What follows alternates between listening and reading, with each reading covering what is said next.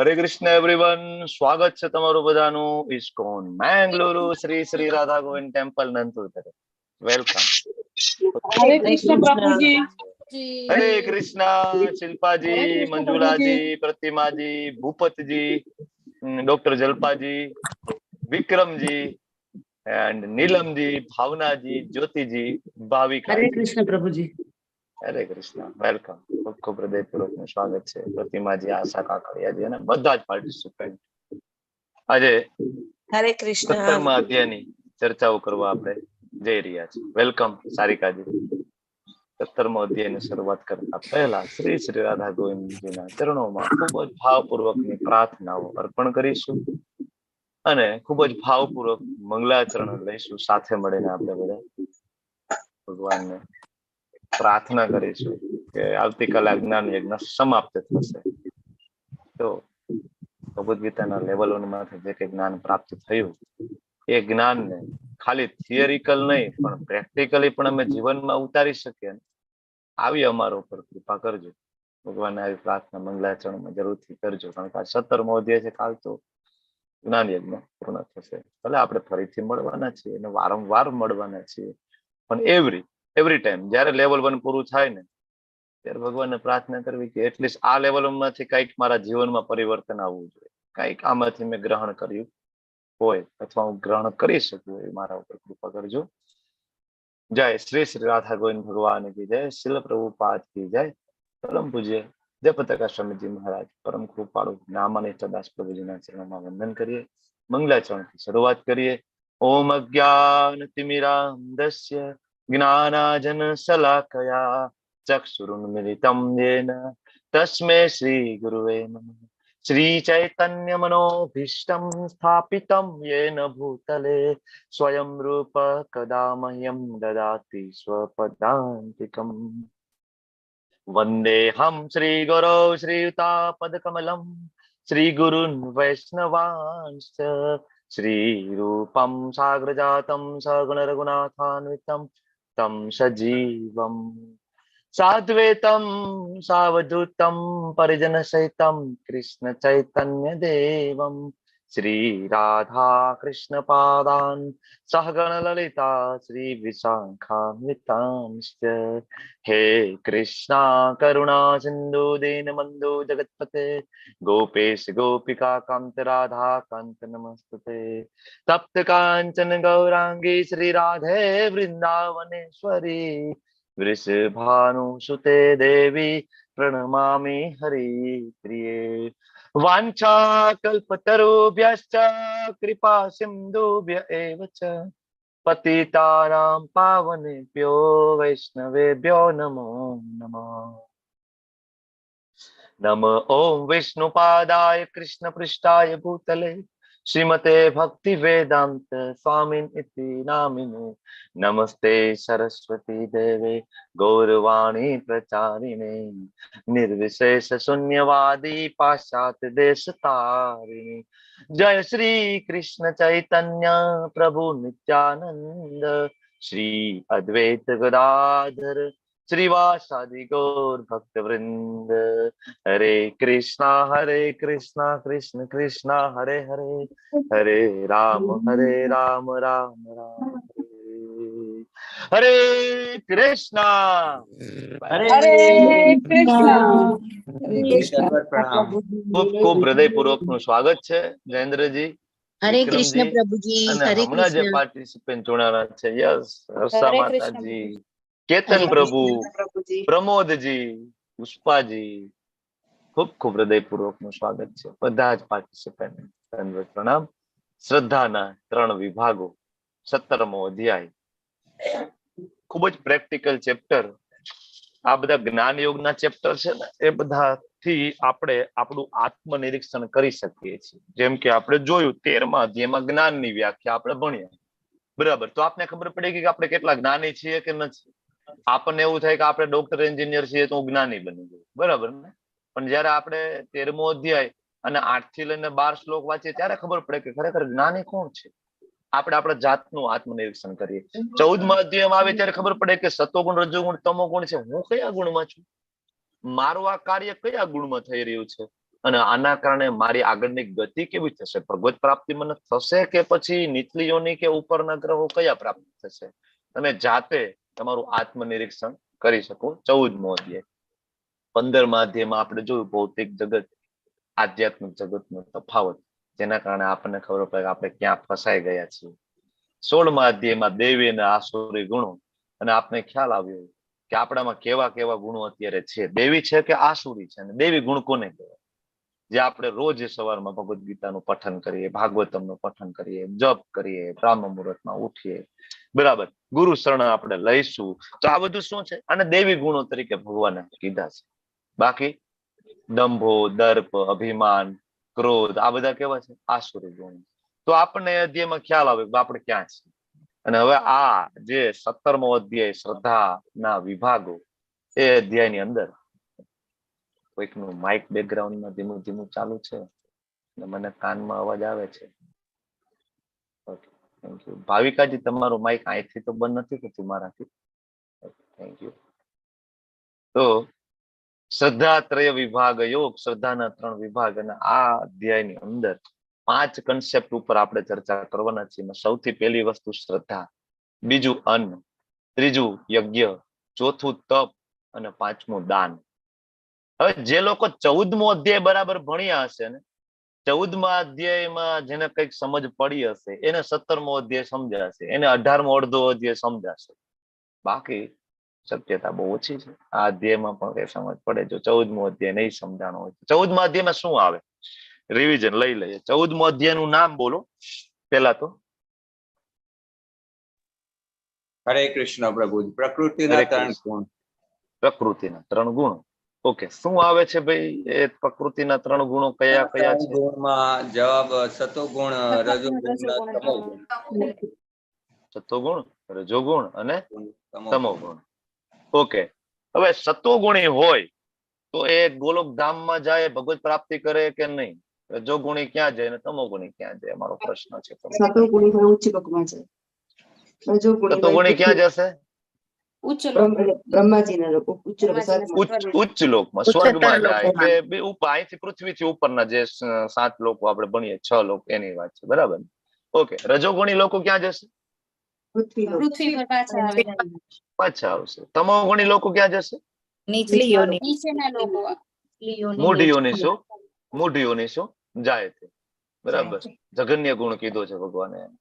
હવે આટલો આપને કન્સેપ્ટ ક્લિયર હશે. સતોગુણ, રજોગુણ, તમોગુણ, એના લક્ષણો અને એની ગતિ.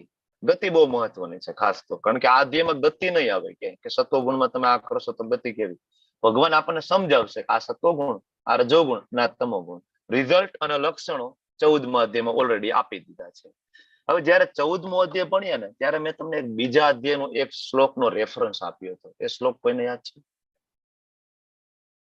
કે આપણે આ 3 ગુણમાં કાર્ય કરવું નથી. સતોગુણમાં પણ નહીં, રજોગુણમાં પણ નહીં, તમોગુણમાં પણ નહીં. ખ્યાલ છે? 45મો અધ્યાય, 45મો શ્લોક.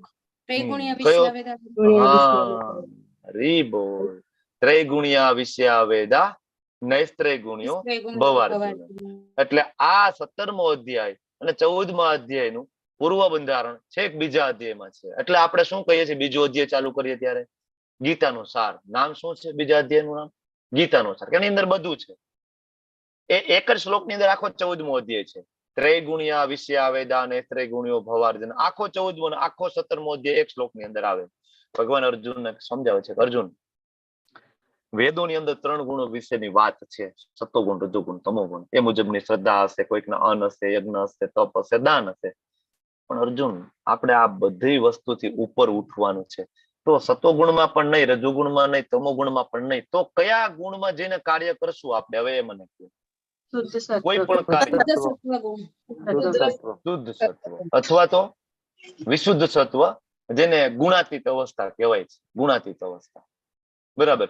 તો તમે જે કઈ ભણશો, શ્રદ્ધા, અન્ન, યજ્ઞ, તપ અને દાન, આ 5 કન્સેપ્ટ આપણે અહીંયા ભણશું આજે, અને આવતીકાલે બીજા ઘણા બધા. એ બધાના સેમ 3 પ્રકાર આવશે: સતોગુણ, રજોગુણ, તમોગુણ. સમજી લો, ભણી લો, પણ એને ફોલો નથી કરવાનું. ફોલો કોને કરશું? ફોલો કોને કરશું? શુદ્ધ સત્વને. વિશુદ્ધ સત્વ, ગુણાતીત અવસ્થા. ગુણાતીત અવસ્થામાં કઈ રીતના આપણે એને કન્વર્ટ કરી શકીએ, આપણે એ શીખવાનું છે. તો શ્રદ્ધાત્રય વિભાગ યોગ અને અલગ અલગ 8 વિભાગમાં અધ્યયન વહેંચવામાં આવેલો છે. અને સૌથી મહત્વનો પ્રેક્ટિકલ પ્રશ્ન અર્જુન પૂછી રહ્યા છે ભગવાન. કારણ કે થયું એવું કે 16મો અધ્યાય આપણે ભણીએ ને, દેવી અને આસુરી ગુણો, તો એમાં આસુરી લોકો છે. આજકાલ પણ તમે જોવો ને તો એવા લોકો સમાજની અંદર છે કે જેની શ્રદ્ધા એવી છે કે જે શાસ્ત્ર પ્રમાણે નથી, બરાબર, જે વેદોમાં, ઉપનિષદોમાં, પુરાણોમાં નથી આપી લે ને એવી એવી શ્રદ્ધા પણ છે. અને આપણે ઇવન સનાતન ધર્મી તરીકે પણ આપણી શ્રદ્ધા એવી એવી શ્રદ્ધાઓ છે. આપણે ક્યાંક કબરમાં માની રહ્યા છીએ, ક્યાંક પીરને માની રહ્યા છીએ, ક્યાંક આપણે ફકીરની સામે માથું ઝુકાવીને આપણે એની પાસે યાચના કરી રહ્યા છીએ. આપણા પિતા કેટલા બધા બળવાન છે, ષડઐશ્વર્યથી પરિપૂર્ણ છે આપણા પપ્પા, અને આપણે બીજા જગ્યાએ માથા ભાંગવા જઈએ છીએ. એટલે ભગવાન સમજાવી રહ્યા છે. અર્જુન ખૂબ પ્રેક્ટિકલ પ્રશ્ન પૂછે છે, ભગવાન શાસ્ત્રના નિયમોનું પાલન નહીં કરીને, શાસ્ત્રની વિરુદ્ધની અને પોતાની કલ્પના પ્રમાણેની પૂજા હોય કે શ્રદ્ધા હોય, આની સ્થિતિ શું?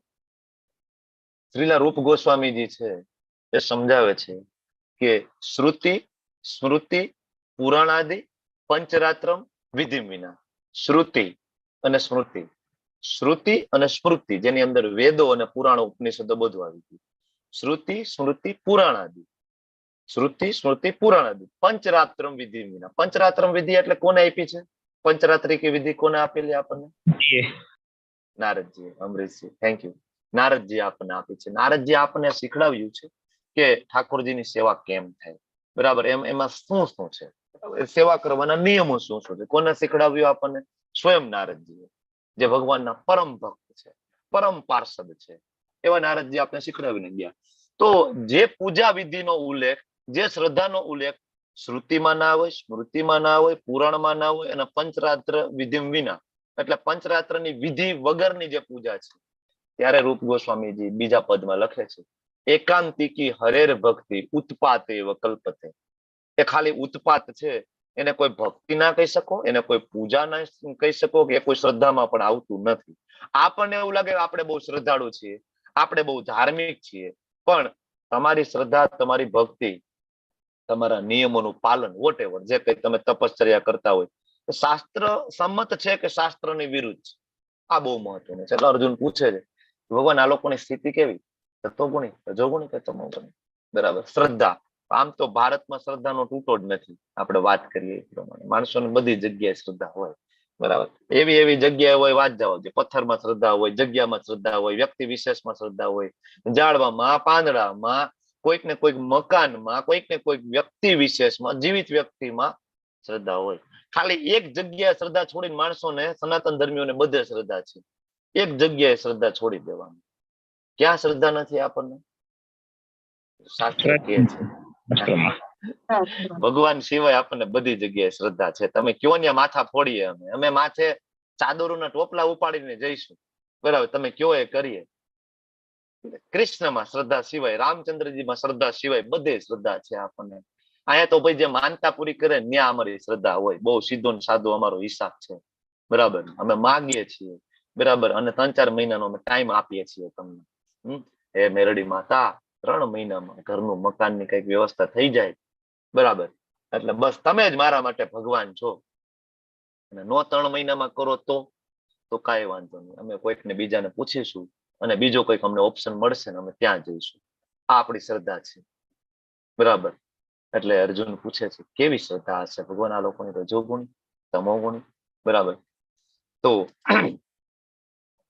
આગળના, હવે આ કેવી કેવી શ્રદ્ધા છે તમે આ સ્લાઇડ ની અંદર જોઈ શકો છો કે માણસો સચિનની પૂજા કરી રહ્યા છે, સચિન તેંડુલકરની. અહીં તમે જો વચ્ચે ફોટો છે સચિન તેંડુલકરનો, આજુબાજુમાં બધા યંગસ્ટર ઉભું છે.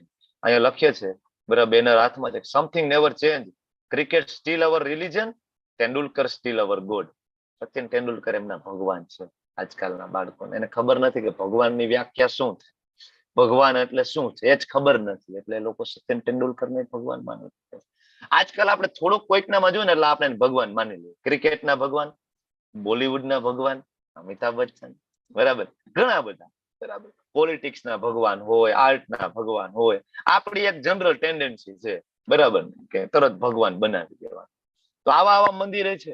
હદ તો ત્યાં થઈ જાય કે આમાં સચિન તેંડુલકર વચ્ચે છે ને આજુબાજુમાં 10 અવતાર છે, એ એવું આમાં દર્શાવી રહ્યા છે. 10 અવતાર આમાંથી આવે છે. સચિન તેંડુલકર ને ચતુર્ભુજ બતાવ્યા છે. બરાબર, આપણું યંગસ્ટર ક્યાં જઈ રહ્યું છે. આ અમિતાભ બચ્ચન ના મંદિર છે, બચ્ચન ધામ. ક્યારેક સમય મળે ને તમારે ધામમાં જવું હોય દર્શન કરવા, તો આનું એડ્રેસ ક્યાંક મળશે, ગૂગલ ઉપર ગોતજો, બચ્ચન ધામ.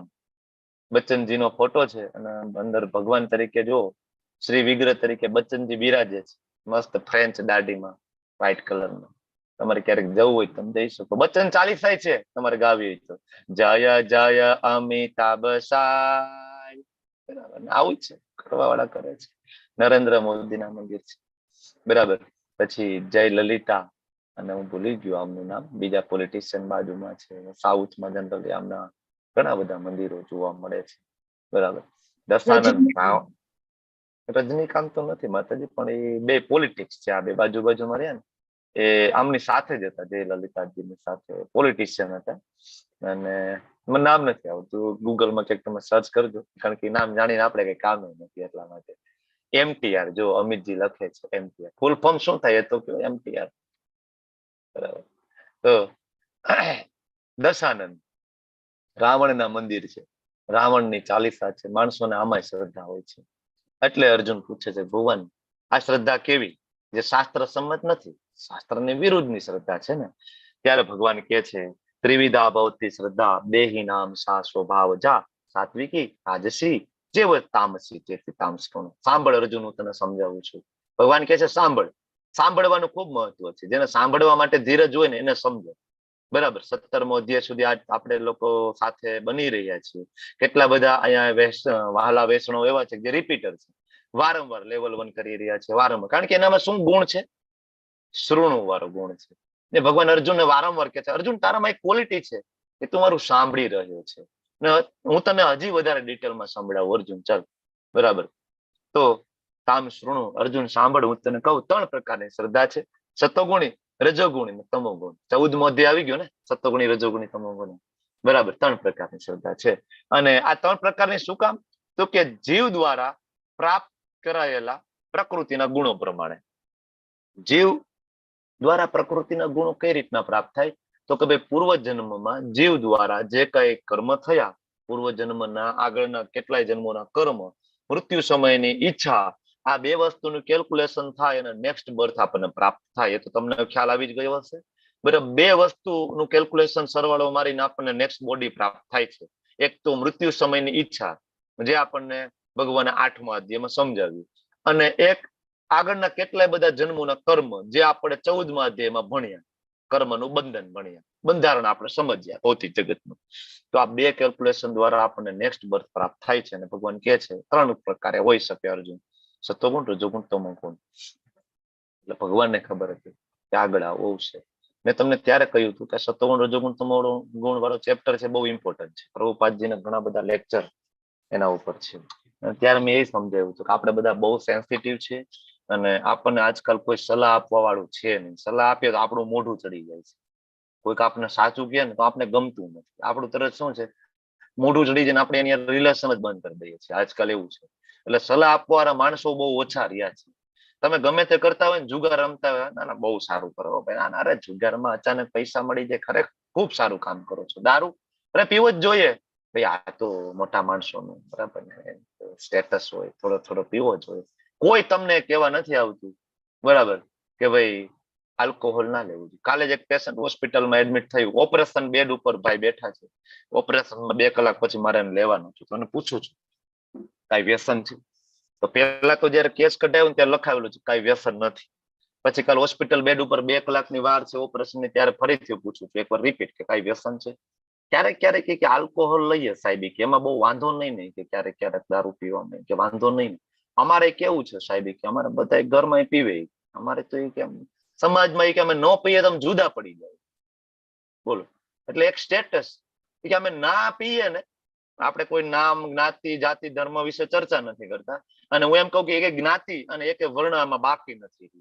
કોઈ એમ કે અમારા જ્ઞાતિમાં, અમારી જાતિમાં, અમારા સમાજમાં, અમારી વર્ણ વ્યવસ્થામાં નથી, બરાબર, તો તમે એક બાજુ નજર ફેરવીને જોઈ લો, એકે જાતિ ધર્મ વર્ણ વ્યવસ્થા જ્ઞાતિ સમાજ આમાંથી આજકાલ બાકી રહ્યો નથી. એ માંસાહાર હોય કે એક્સ હોય કે આલ્કોહોલ હોય કે વ્યભિચાર હોય, આ કાલનું ઉદાહરણ છે. એ લોકોની સ્ટેટસ માને છે, ના અમે જુદા પડી જઈશું તો આલ્કોહોલ ના લઈએ તો કે બધાની વચ્ચે બેઠા થોડું થોડું તો લેવો પડે ને.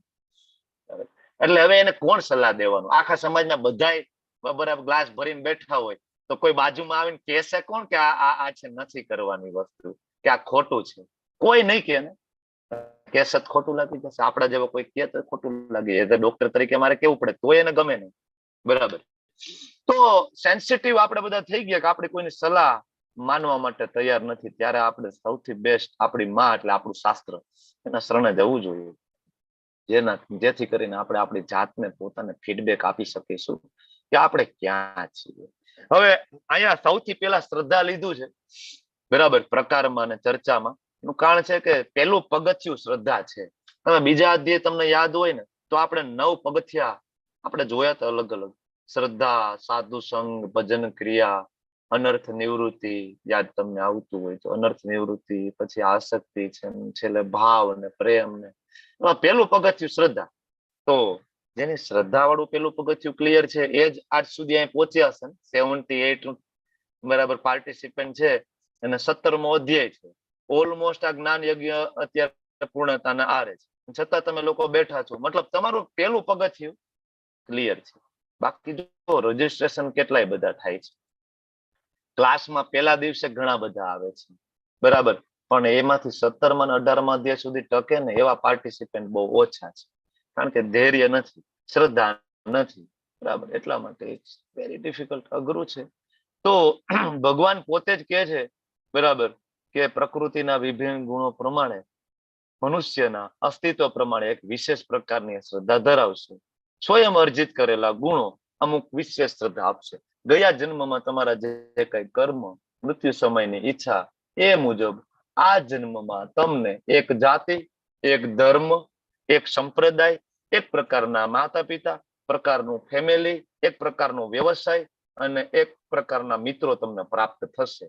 હવે આ બધું છે ને ભાઈ કઈ ઓટોમેટિક નથી, બરાબર. કોઈ માતાજી હોય, એમના દીકરાના લગ્ન થાય અને વહુ છે માથા ભારે આવે તો આ કઈ ઓટોમેટિક નથી. આ સમજો કે આ બંધારણ છે કર્મનું અને એ કોઈને છોડવાનું નથી, બરાબર છે. એટલે કોઈ સાસુને વહુ માથા ભારે મળી જાય કે કોઈ વહુને સાસુ માથા ભારે મળી જાય તો સમજવું કે તમારું કર્મ સામે આવીને ઊભું છે અત્યારે. આ કઈ ઓટોમેટિક કઈ થયું નથી. આ બધું વેલ કેલ્ક્યુલેટેડ છે, ઓલરેડી પ્લાન કરેલું છે. અને આને કૃષ્ણ ભાવના અમૃતમાં કેમ કન્વર્ટ કરવું ને, આ તમારે આ જન્મમાં વિચારવાનું છે. તમને એમ થાય કે ના આમાંથી હું છુટકારો મેળવીને બીજે સુખી થઈશ તો કર્મ છોડશે નહીં. એવા હજારો એક્ઝામ્પલ છે, હજારો. એક પત્નીને છોડે ને બીજી પત્ની હારે લગ્ન કરે ને પેલા કરતા વધારે દુઃખી હોય એમાં ભાઈ. એને છોડીને ત્રીજામાં લગ્ન કરે અને વધારે દુઃખી હોય. મને કેટલાયના ફોન આવેલા છે, મેં આ બાબતમાં તો કાઉન્સેલિંગ કરેલું છે, એટલે મને અનુભવ છે, બરાબર. તો આપણને એમ થાય કે સુખ મળી જશે, આની પાસે મળશે, ત્યાં મળશે. ઓકે, તો એક વિશેષ પ્રકારની શ્રદ્ધા વિકસિત થાય અર્જિત કરેલા ગુણ પ્રમાણે. ત્યારે ભગવાન ચોથા શ્લોકની અંદર શરૂઆત કરે છે કે સત્વગુણી મનુષ્યો છે દેવોને પૂજે છે. અહીંયા સત્વગુણી દેવોને પૂજે છે, અહીંયા ભગવાનની વાત નથી. યજંતે સાત્વિકા દેવાન. હવે એક આગળનો એક શ્લોક તમે યાદ કરો કે જો દેવતાઓની ભક્તિ કરીએ તો એની ગતિ શું છે? દેવતાઓના લોક સુધી એટલે કે ખાલી સ્વર્ગ સુધી પુણ્ય કર્મ. કયો શ્લોક છે? શ્લોક નંબર હું ભૂલી ગયો. યાંતિ દેવવ્રતા દેવાન. તમે એવું તો ગૂગલ કરી જુઓ. યાંતિ દેવવ્રતા દેવાન, બરાબર. જે લોકો દેવતાઓની ભક્તિ કરશે એ દેવતાઓના ગ્રહમાં એટલે કે સ્વર્ગલોકમાં જાય. પિતૃ પિતૃવ્રતા, પિતૃઓની ભક્તિ કરશે, પિતૃઓનો પણ એક ગ્રહ છે તમને ખબર છે ત્યાં જશે ભુવરલોકમાં, બરાબર. પછી ભૂતાની યાંતિ ભૂતેજ્યા, કે જે લોકો 9.25 અમિતજી લખે છે, યસ થેન્ક યુ પ્રભુ, બરાબર, કે ભાઈ ભૂતાની યાંતિ ભૂતેજ્યા. તમારી ઈચ્છા ભૂત પ્રેતની આવી બધી મેલી વિદ્યામાં પડવાની હોય તો એના માટેની વ્યવસ્થા તમારા માટે છે, બરાબર. પણ જયારે તમે કૃષ્ણની ભક્તિ કરવા માંગતા હોય ને ગોલોક વૃંદાવન જવા માંગતા હોય ને તો ભગવાન બહુ ક્લિયરલી કહે છે મધ્યાજીનો અપી મામ, મારી પાસે આવું હોય તો મારી ભક્તિ કરવી, પડશે. એમાં કોઈ ઓપ્શન છે નહીં. બધા રસ્તા વૃંદાવન જાય છે ને એ વાળી ફિલોસોફી છે એ ખોટી ફિલોસોફી છે, એ ઉપજાવી કાઢેલી ફિલોસોફી છે. તમે જેને પૂજો ને બધું અલ્ટિમેટલી સરખું છે. કોઈ શાસ્ત્રમાં એવો શ્લોક મળતો નથી કે જેને પૂજો એ બધું સરખું છે. શાસ્ત્ર એકી મત એક સાથે થઈને એક જ વસ્તુ કહે છે કે કૃષ્ણની ભક્તિ કરો અને એ ભક્તિ અનન્ય હોવી જોઈએ. તો સત્વગુણી લોકો દેવતાઓને પૂજે અને દેવતાઓને પૂજે એ ક્યાં જાય? સ્વર્ગમાં જાય. આ આપણે આગળ ભણી ગયા 9મા અધ્યાયમાં. રજોગુણી મનુષ્યો અસુરોની પૂજા કરે છે. હવે એમ થાય કે ભાઈ અસુરોની પૂજા અત્યારે કોણ કરતું? અસુરો તો આપણે આની પહેલા જે 16મો અધ્યાય ભણીએ ને એમાં આપણને ખ્યાલ આવ્યો કે દેવતા કોને કહેવાય, અસુર કોને કહેવાય. હવે અસુરનો મતલબ એવો નહીં કે માથે કઈ મોટા મોટા બે શિંગડા હોય અને આમ દાંત આમ બહાર નીકળી ગયા હોય ને આંખ આમ લાલ હોય અને એને અસુર કહેવાય. તમને મને આપણને ખબર છે કે અસુર આપણામાં જ છે અને દેવી ગુણ આપણામાં જ છે. બરાબર. તો કોઈ એવા વ્યક્તિ વિશેષની પૂજા અર્ચના થતી હોય કે જે ભગવત ભક્ત નથી, જે વૈષ્ણવ નથી, આ વ્યાખ્યામાં આવે. કઈ વ્યાખ્યામાં? અસુરની વ્યાખ્યામાં આવે. અને આની જો તમે પૂજા કરતા હોય તો તમે એવા યોનિમાં ભટકવાના છો. બરાબર. એક એક્ઝામ્પલ આપું કે અત્યારના જે યંગસ્ટર છે એના રોલ મોડેલ કોણ છે? તો કે ભાઈ બોલીવુડ વાળા, બોલીવુડ ને હોલીવુડ. બરાબર. એ શાહરુખ ખાન હોય કે અક્ષય કુમાર હોય કે અજય દેવગણ, વોટેવર બધા. હવે આ બધા લોકો કરી શું રહ્યા છે? તો કે ભાઈ ગુટકાની જાહેરાત કરશે, જુગારની એપની જાહેરાત ચાલુ છે, આલ્કોહોલની એડ કરી રહ્યા છે અને બાળકોને વધુમાં વધુ ભોગ અને વ્યભિચાર તરફ લઈ જઈ રહ્યા છે ધીમે ધીમે ધીમે ધીમે. અને આપણા બાળકો એટલા બધા એમાં આસક્ત છે કે ઇવન એ લોકો બીમાર પડે ને તો આપણે માનતા રાખતા થઈ જાય છે તેમ જલ્દી સારું થઈ જાય. સારું, તમને ખબર છે અમિતાભ બચ્ચન ને વચ્ચે કઈક ઓલું લાગી ગયું હતું કઈક મૂવીમાં, તો ભારતની અંદર જાણે કે આમ હાહાકાર મચી ગયો. બધા મંદિરોમાં અમિતાભ બચ્ચનની પૂજા અર્ચના ને યજ્ઞ માણસો કરવા માંડ્યા. તમે વિચાર તો કરો કે આપણી શ્રદ્ધા ક્યાં જઈને ઊભી છે. તો તમને એમ થાય કે એમાં ખોટું શું છે ને એમાં નુકસાન શું છે? એમાં નુકસાન સૌથી મોટું એ છે કે આ લોકો રોલ મોડેલ છે અને રોલ મોડેલનું એ કામ છે કે સમાજને યોગ્ય રસ્તે લઈ જવું. બરાબર. પણ એ સમાજને મિસગાઈડ કરી રહ્યા છે. તો સૌથી મહત્વનું આપણા રોલ મોડેલ કોણ હોવા જોઈએ? આપણા રોલ મોડેલ છે સદગોસ્વામી આચાર્ય, 12 મહાજનોમાંના બધા મહાજનો. આપણા રોલ મોડેલ શિવજી હોવા જોઈએ, બ્રહ્માજી હોવા જોઈએ આપણા રોલ મોડેલ. બરાબર. નરસિંહ મહેતા હોવા જોઈએ, પ્રહલાદ મહારાજ, ધ્રુવ મહારાજ. આપણા આ રોલ મોડેલ હોવા જોઈએ. આપણે કોને રોલ મોડેલ બનાવીને બેઠા છીએ? જે એકદમ પતિત છે. પોતે પતિત હોય તો ક્યાં લઈ જશે આપણને? તો એક આવી પૂજા છે. હવે રજોગુણીની ગતિ આપણે જોઈ હતી 14મા અધ્યાયમાં કે ભાઈ એ લોકો ફરીથી આયાના હેરાન થવા આવશે. રાઈટ. અને હવે તમોગુણમાં જાય. તમોગુણી લોકો કોને પૂજે? ભૂત પ્રેતને પૂજે. ભૂત પ્રેતની પૂજા તમે લોકો જોઈ છે ત્યારે? ના જોયું હોય ને તો હમણાં દિવાળી આવી રહી છે. બરાબર. દિવાળી આવશે ને ત્યારે એમાં કાળી ચૌદશ, અને કાળી ચૌદશ ના દિવસે રાત્રે સ્મશાનમાં એક આટો મારી આવવાનો 12 વાગ્યા પછી. ત્યારે તમને ખ્યાલ આવશે કે માણસો ભૂત પ્રેતની પૂજા કઈ રીતના કરી શકે. ખોપરી રાખે, બરાબર, જીવતા પક્ષીઓને મારી નાખે, તો એનું તાજું લોહી પીવે. તમને આ જે અઘોરી જે પૂજા રહે તાંત્રિક પૂજા છે ને એ એકદમ નિકૃષ્ટ કક્ષાની છે. માણસો આવું પણ કરતા હોય છે. બરાબર. અને એની પાસે લોકો આવે ને એના પ્રશ્ન એના જેવા જ હોય પાછા. મારી પત્ની છે પિયર જતી રહી છે, રીસામને કેદી પાછી આવશે, બાબા જલ્દી કઈક સમાધાન આપો. ફાલતુ બકવાસ પ્રશ્ન લઈને ત્યાં લોકો માણસો બેઠા હોય છે. આને કહેવાય તાંત્રિકો છે, અમુક ભુવાઓ છે. બરાબર. આવી જે પૂજા છે ને અને ઘોર તમોગુણી પૂજા કીધી છે શાસ્ત્રની અંદર. તો જો આવી પૂજા કરીએ, જસદણનો એક દાખલો તમને ખબર છે, કમળ પૂજા કરી. તમે નામ સાંભળ્યું છે આવું? કમળ પૂજા કરવીનું નામ કોઈને ખ્યાલ છે? કમળ પૂજા કરવી એટલે અહીંયા અમારે ભાણવડ પાસે ઘેલા ગુંડળા છે ગોપનાથમાં, આપણે છે ને ત્યાં આગળ હરિબાપા છે ને એને કમળ પૂજા કરી હતી. એને માથું કાપી નાખ્યું એવી રીતે. કમળ પૂજા. બરાબર. કમળ પૂજા એટલે આપણને તેમ છે કે આમ ભગવાનને કમળ ચડાવવાનું હોય છે. આપણે વૈષ્ણવને તો આવું જ યાદ આવે ને. બરાબર. કમળ પૂજા એટલે એવું છે કે એક તાંત્રિક વિદ્યા છે, એક આખી મેલી વિદ્યા છે. જસદણની અંદર વિછિયા તાલુકાના એક ગામડામાં લગભગ 2-3 મહિના પહેલા જ પતિ પત્ની છે એ જે વાડીએ રહેતા હતા. બરાબર. એમની ખેતીની જમીન, નાના 2 બાળકોને મામાને ઘરે મોકલી દીધા. 2 પતિ પત્ની છેલ્લા 6-8 મહિનાથી કઈક એવી તાંત્રિક વિદ્યાની પ્રેક્ટિસ કરતા હતા. કોઈક બાબાના ઓલામાં આવીને, જાસામાં આવીને. તો ધન સંપત્તિ તો બધી બાબાને ધીમે ધીમે લખી દીધી હતી. અને છેલ્લે એને કમળ પૂજા અર્પણ કરવાની હતી. કેવી રીતના લોકોએ કર્યું કે વાડીની અંદર એને યજ્ઞ બનાવ્યો, ઝૂંપડીની અંદર યજ્ઞની બાજુમાં એવો માળચો, બરાબર, એવો કહેવાય ને કારસો, શું કહેવાય ખ્યાલ નથી મને, એવું તૈયાર કર્યું એને કે ઉપર એવી મોટી બધી બ્લેડ હોય, બરાબર.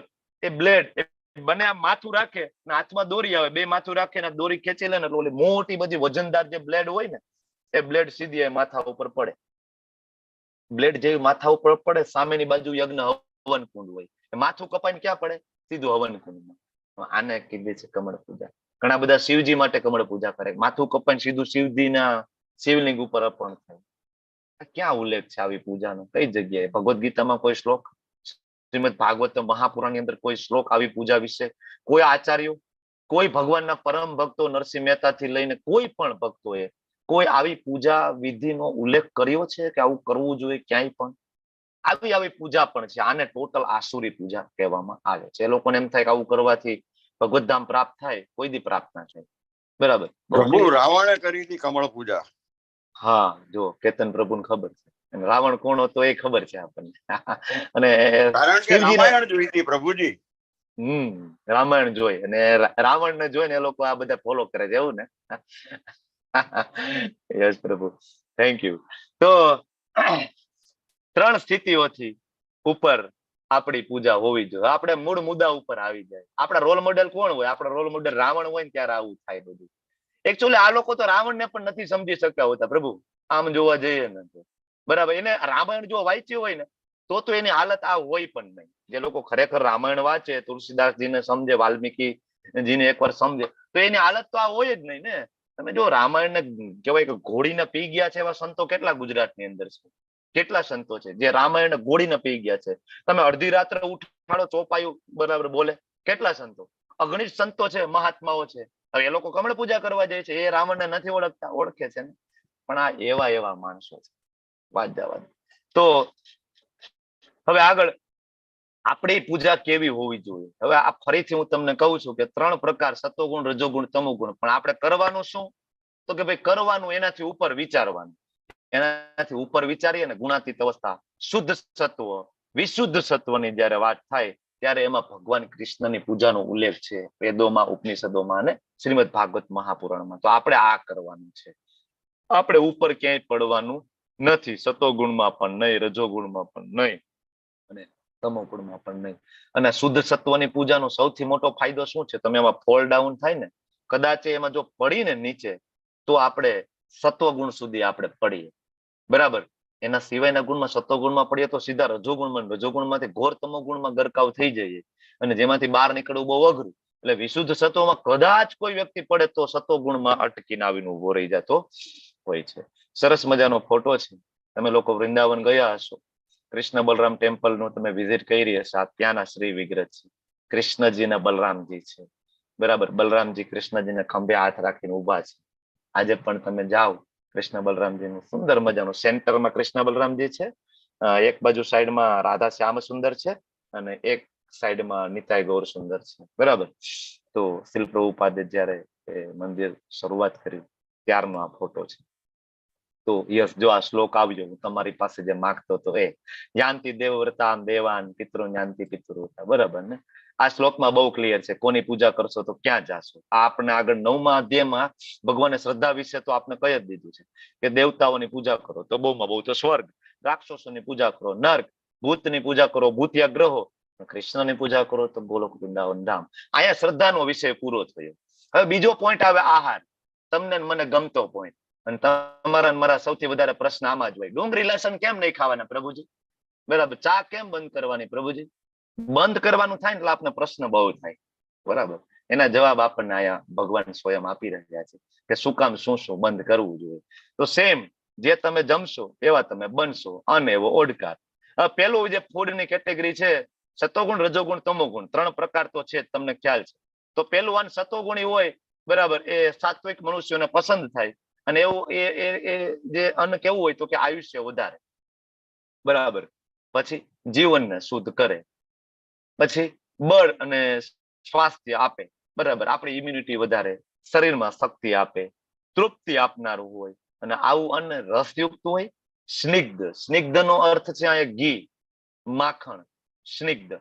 પોષણ કરનારું હોય, પુષ્ટિ કરનારું હોય અને હૃદયને ભાવે. હૃદયને ભાવે એનો મતલબ અહીંયા એવો થાય કે એ ખાધા પછી ગિલ્ટી ના થવી જોઈએ, બરાબર ને? માછલીને કુકડા કાપીને ખાય ને પછી અંદરથી તો થોડું એવું થાય સારું જીભની તૃપ્તિ માટે છે ને, બરાબર, કે આ ખોટું થઈ ગયું. અને આજકાલ તો માણસોને ગિલ્ટી થતી નથી, બરાબર, આનંદથી બધા ખાતા હોય. કારણ કે શાસ્ત્રો વાંચે તો કોક દી ગિલ્ટી થાય ને, અને એ લોકો એટલે જ નથી વાંચતા. તમે એને કહેશો ને કે ભગવદ ગીતાના ક્લાસમાં, ના ના ભાઈ નથી જાણતા ને, વધારે સારું, જાણશું તો બધું બંધ કરવું પડશે, બરાબર.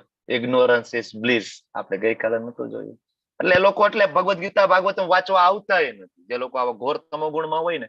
અને એટલે ભગવાને ના પણ પાડી છે. ભગવાને ભગવદ ગીતામાં પણ કહ્યું છે, પદ્મ પુરાણમાં નામ અપરાધમાં કહ્યું છે કે જે લોકો અશ્રદ્ધાળુ હોય ને એને કૃષ્ણ નામનો પ્રચાર કરવો પણ નહીં. આ તો આપણે જે પરંપરામાં આવીએ છીએ અને આપણા ગુરુ મહારાજ, અને આમે ભગવાન હોય ને એના કરતા એના ભક્તો બહુ કૃપાળુ હોય. ભગવાન કરતા એના ભક્તો બહુ જ કૃપાળુ હોય, બરાબર. કૃષ્ણજી ને વિષ્ણુજી કરતા ગરુડ મહારાજ બહુ કૃપાળુ છે. એક વખત કથા ગરુડ મહારાજ ની સાંભળજો યુટ્યુબ ની અંદર, બરાબર. એક બ્રાહ્મણ છે, ખૂબ જ ઘોર તપશ્ચર્યા કરે છે કે મારે સંતાન જોઈએ છે.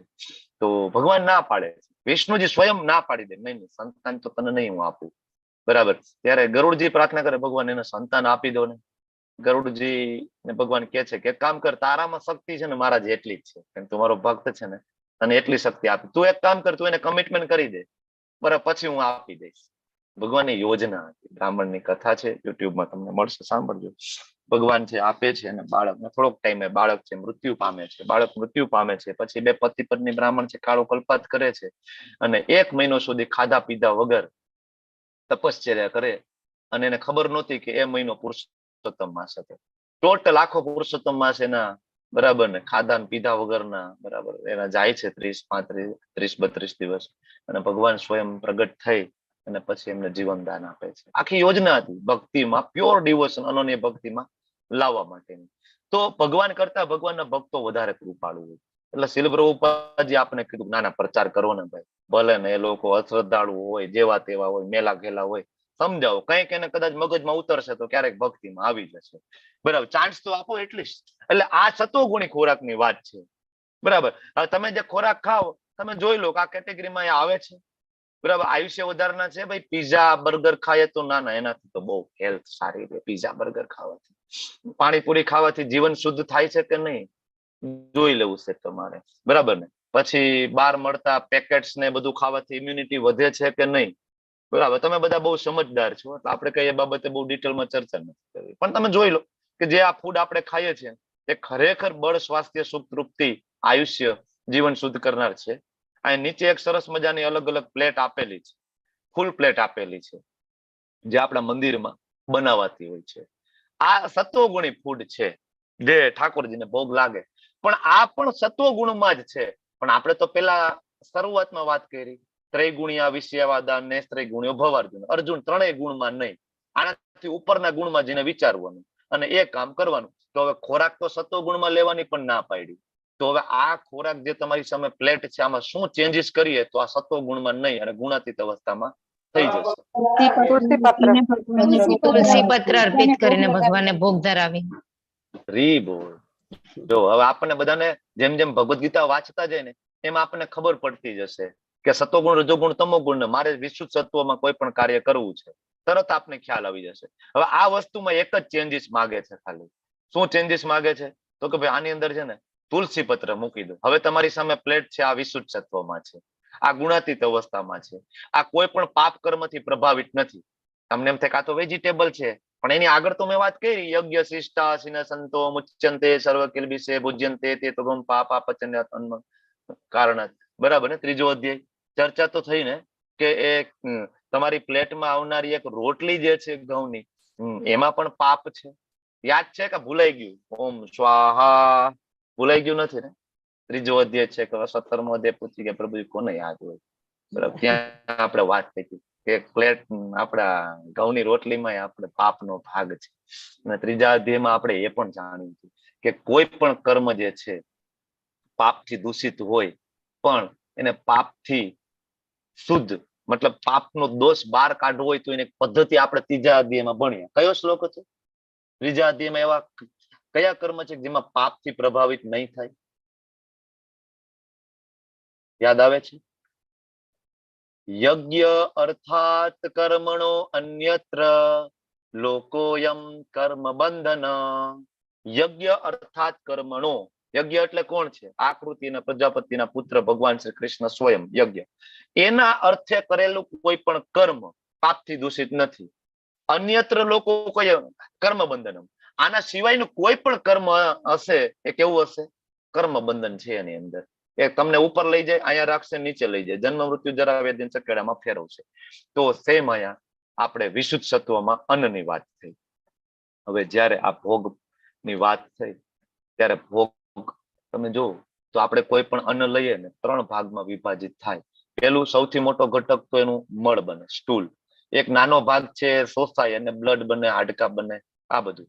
અને એક નાનો એવો સૂક્ષ્મ ભાગ જે શોષાય ને જેના દ્વારા આપણી ચેતના ડેવલપ થાય છે. અને આનું બેસ્ટ આ તમને ક્યારે ખબર પડે? ખબર તમને એમ થાય શું ફેર હોય ભાઈ, હોટલમાં જમીએ બીઓટી ની ઘરે જમીએ, શું ફરક પડે એમાં? તમને ફરક સમજવા માટે આપણી એક યોગ્યતા કેળવવી પડે. એ આપણે યોગ્યતા ક્યારે કેળવવી? જેમ જેમ જેમ જેમ તમે રાઉન્ડ કરતા જશો ને જપના, રોજ મંગલા આરતીમાં ઉઠશો, 16 માળા કરતા થશો, ધીમે ધીમે કૃષ્ણ પ્રત્યે તમારો પ્રેમ જાગૃત થશે. અને પછી જયારે તમે હોટેલમાં જમશો, અભક્તોના ઘરે જમશો, તમને બીજા દિવસે સવારે મંગલા આરતીમાં ઉઠવું નહીં ગમે. જેટલા ભક્તો છે ને, જે લોકો ઘણા ટાઈમથી ડિવોશનમાં છે ને, એટલીસ્ટ 2-3 વર્ષથી જે ડિવોશનમાં છે ને, એ લોકોને આનો થોડો આછેરો અનુભવ થાય. આપણામાં એટલી બધી શુદ્ધતા નથી, પણ જે લોકો 15-20 વર્ષથી અમારે ત્યાં આવ્યા હતા, એક રિયલ ઇન્સિડન્સ તમને હું કહું. દ્વારકા, દિલ્હી દ્વારકાની વાત છે. ત્યાં એક પ્રભુજી, હવે એ એક દિવસ પ્રસાદ ગ્રહણ કર્યો અને પ્રસાદ ગ્રહણ કર્યા પછી એ પ્રભુજીનું મન માળામાં ના લાગે અને મનમાં વિચારો સતત હિંસા ના આવે, સતત હિંસાના. સ્વપ્નમાં પણ હિંસા આવે. જે પેલા કૃષ્ણ આવતા એની જગ્યાએ સ્વપ્નમાં હિંસા. હવે પ્રભુજીને એમ થાય કે આવું કોઈ દી નથી થયું, બરાબર. અને જોવે છે કે ભાઈ ગઈકાલે અન્ન તો લીધું છે, પણ આ અન્ન બનાવ્યું છે કોને? બરાબર, ચેક કરવા. આમાં કેવું હોય, ઘણી વખત આપણે સંતો મહાત્માને ઘરે જમવા તો બોલાવીએ, પણ ઘણી વાર આપણને પ્રોટોકોલની ખબર નથી હોતી કે કઈ રીતના એના માટે ભોગ બનાવો, ઠાકોરજી માટે ભોગ બનાવીએ, અર્પણ કરીએ, આ ખ્યાલ નથી હોતું.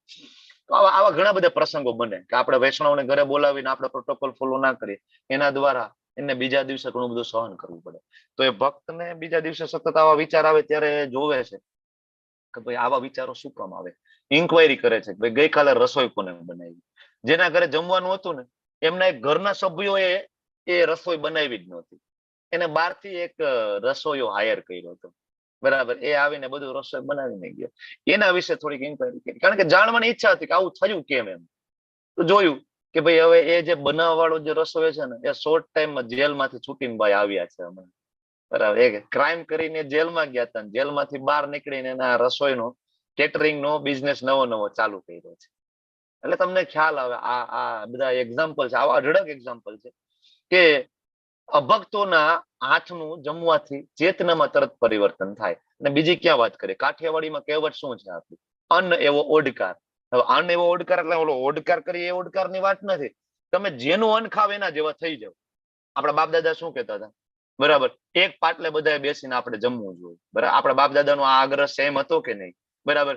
દીકરો કે હું મોડો આવીશ ને વહુ કે હું એકલી, નહીં, એક પાટલે બધા બેસો, સાથે મળીને જમીએ. કારણ કે જેના અન્ન સાથે ને એના વિચાર સાથે, એના મન સાથે, બરાબર. આપણા બાપ દાદા બહુ સાયન્ટિફિક હતા, એને ખ્યાલ હતો, બરાબર, કે ચેતનાને કઈ રીતના શુદ્ધ રાખવી. અને આજકાલ આપણા બાપ દાદાઓ બધા જતા હતા, તમારા દાદા મારા દાદા હોટેલમાં જમતા હતા વારંવાર. તો શું લાગે, ત્યારે નહોતું બહાર જમવાનું મળતું જ તું, ત્યારે ઢાબા ને બધું હતું, પણ એ લોકો જતા જ નહીં. ઇવન એ લોકો, મને યાદ છે મારા દાદા ને લોકો જાય ને જગન્નાથપુરીની યાત્રા બધે ગયા મારા દાદા, એ સાથે ઓલો નાનો જે પ્રાઇમસ હોય ને એ પ્રાઇમસ લેતા જાય, સાથે થોડો લોટ, થોડા બટેટા, બધું લેતા જાય. આજકાલ તો આપણે ઉપાડવામાં જ શરમ આવે, બરાબર, કે આ બધું થોડું ઉપાડીને ભેગું લઈ જવાય. ઘણા બધા ભક્તો આજે પણ જાય છે, આજે પણ એની કારમાં બધું હોય છે, બરાબર. ખાલી ખીચડી બનાવી નાખે, કાંઈ ન હોય ને તો મગ ચોખા લેતા જાય, ખીચડી બનાવી નાખે. એ એવું વિચારે કોઈકના હાથનું માલપુઆ ખાવા ને એના કરતા જાતે બનાવીને ખીચડી ખાવી વધારે સારી. અને આ બાપ દાદાઓ આપણું બહુ ક્લિયર કટ જાણ. જો બાપ દાદા કદાચ ભગવદ્ ગીતા વાંચી હોય કે ના વાંચી હોય, પણ એને ભગવદ્ ગીતાના સિદ્ધાંતોની ખબર હતી, અને એટલે એ લોકો બહુ બધા સુખી હતા, બરાબર. તો અનેવો ઓડકાર જેવું તમે ખાશો એવા તમે બનશો. ખાસ યાદ રાખજો. આજકાલ આપણે આવું ખાઈએ છીએ એટલે આવા બનીને આપણે આગળ પાછળથી સાઈડ માંથી બધે ફૂલાઈને પડ્યા છીએ. પછી આપણે ડોક્ટર આગળ જાય મને યોગા શીખડાવો ને વજન ઘટે મારે. ખોરાક એવો લો કે ડોક્ટર પાસે જવું પડે. બરાબર. સ્લાઇડ કેમ જ ચેન્જ નથી થતી? હા, કૃષ્ણ માટે ભોગ તૈયાર જયારે કરો ત્યારે થોડું એ ધ્યાન રાખવાનું કે તો સભાનતા સાથે તૈયાર કરજો કે ભાઈ કૃષ્ણ માટે બનાવો છો, નહીં કે મારા માટે. પહેલી વસ્તુ. અને તમારો મૂળ જે છે ને એ પ્રેમનો મૂળ હોવો જોઈએ. પત્રમ પુષ્પમ ફલમ તોયમ યો મે ભક્ત્યા પ્રયચ્છતિ. ભક્તિપૂર્વક મને અર્પણ કરજો, ભગવાન કે છે. એવું નહીં ઘણા બધા ઘરે ભોગ લગાડે તો કેવી રીતના ડીંગ ડીંગ ડીંગ ડીંગ ડીંગ પ્લેટ મૂકી દીધી, ડીંગ ડીંગ ડીંગ ડીંગ ડીંગ ભયા ગયા. ફરી પછી બહાર જઈને ટીવી જોવા માંડ્યા. ખબર નથી કેટલી વાર તો 5 મિનિટની જગ્યાએ 15 મિનિટ 20 મિનિટ થઈ ગયું યાદ આવે એટલે ભોગ લગાડ્યો છે. ફરી દોડીને અંદર જાય, પછી ડીંગ ડીંગ ડીંગ ડીંગ ડીંગ કંકોરી વગાડી આ લઈ લીધું. હવે એવા ભોગની કઈ કૃષ્ણને કઈ જરૂર છે? બરાબર. એને બિલકુલ તમારા 56 ભોગની કઈ પૈડી નથી અને એ ગ્રહણ કરતા પણ નથી. આવો ભોગ ભગવાન નથી ગ્રહણ કરતા. ભગવાને ક્લિયરલી કીધું છે બરાબર કે ભક્તિપૂર્વક નું હું ગ્રહણ કરું છું, પ્રેમપૂર્વક નું. એટલે તમારો મૂળ સારો હોવો જોઈએ, પ્રસાદનું સન્માન હોવું જોઈએ. જે લોકો વૈષ્ણવ નથી એની પ્લેટમાં કઈ ભોજન આવે એટલે પેલા તો એમાં એ ખામી શોધવાનું પેલા ચાલુ કરે. બરાબર. પત્નીને ટાર્ગેટ કરીને કે આ તીખું બન્યું છે, આજે આમાં મીઠું વધારે છે, આજે આમાં નમક ઓછું છે, બરાબર, આજે આ બળી ગયું છે, આજે આનો ટેસ્ટ પેલા જેવો નથી, તને રસોઈ બનાવતા નથી આવડતી, તને તારી માએ શીખડાવ્યું નથી, કઈ નું કઈ ચાલુ કરે. બરાબર. અવૈષ્ણવો. પણ જયારે વૈષ્ણવો હોય બરાબર એના પ્લેટમાં ભોજન આવે ત્યારે તો એને ખબર છે કે ભાઈ આ તો અનંત બ્રહ્માંડના સ્વામીએ ખાઈ લીધું છે પેટ ભરીને, અને હું કયા ખેતરની મૂલી છું કે આમાં હું એમ કહું મીઠું નથી, ફલાણું નથી ને ઓલું નથી ને, આખું બંધ કરીને ખાઈ લેવાનું જે પ્લેટમાં આવે તે. બરાબર. આ વૈષ્ણવોના ગુણ છે. ભગવાન સમજે કે પ્રસાદનું સન્માન હોવું જોઈએ. કૃષ્ણ પ્રસાદ લેવાના પરિણામ શું પરિણામ આવે? આવડી મોટી આખી મુવમેન્ટ તમારી સામે ઊભી છે. ખાલી પ્રસાદના લેવાના પરિણામો. આ ઇસ્કોન જે છે એની શરૂઆત રસગુલ્લાથી થઈ છે.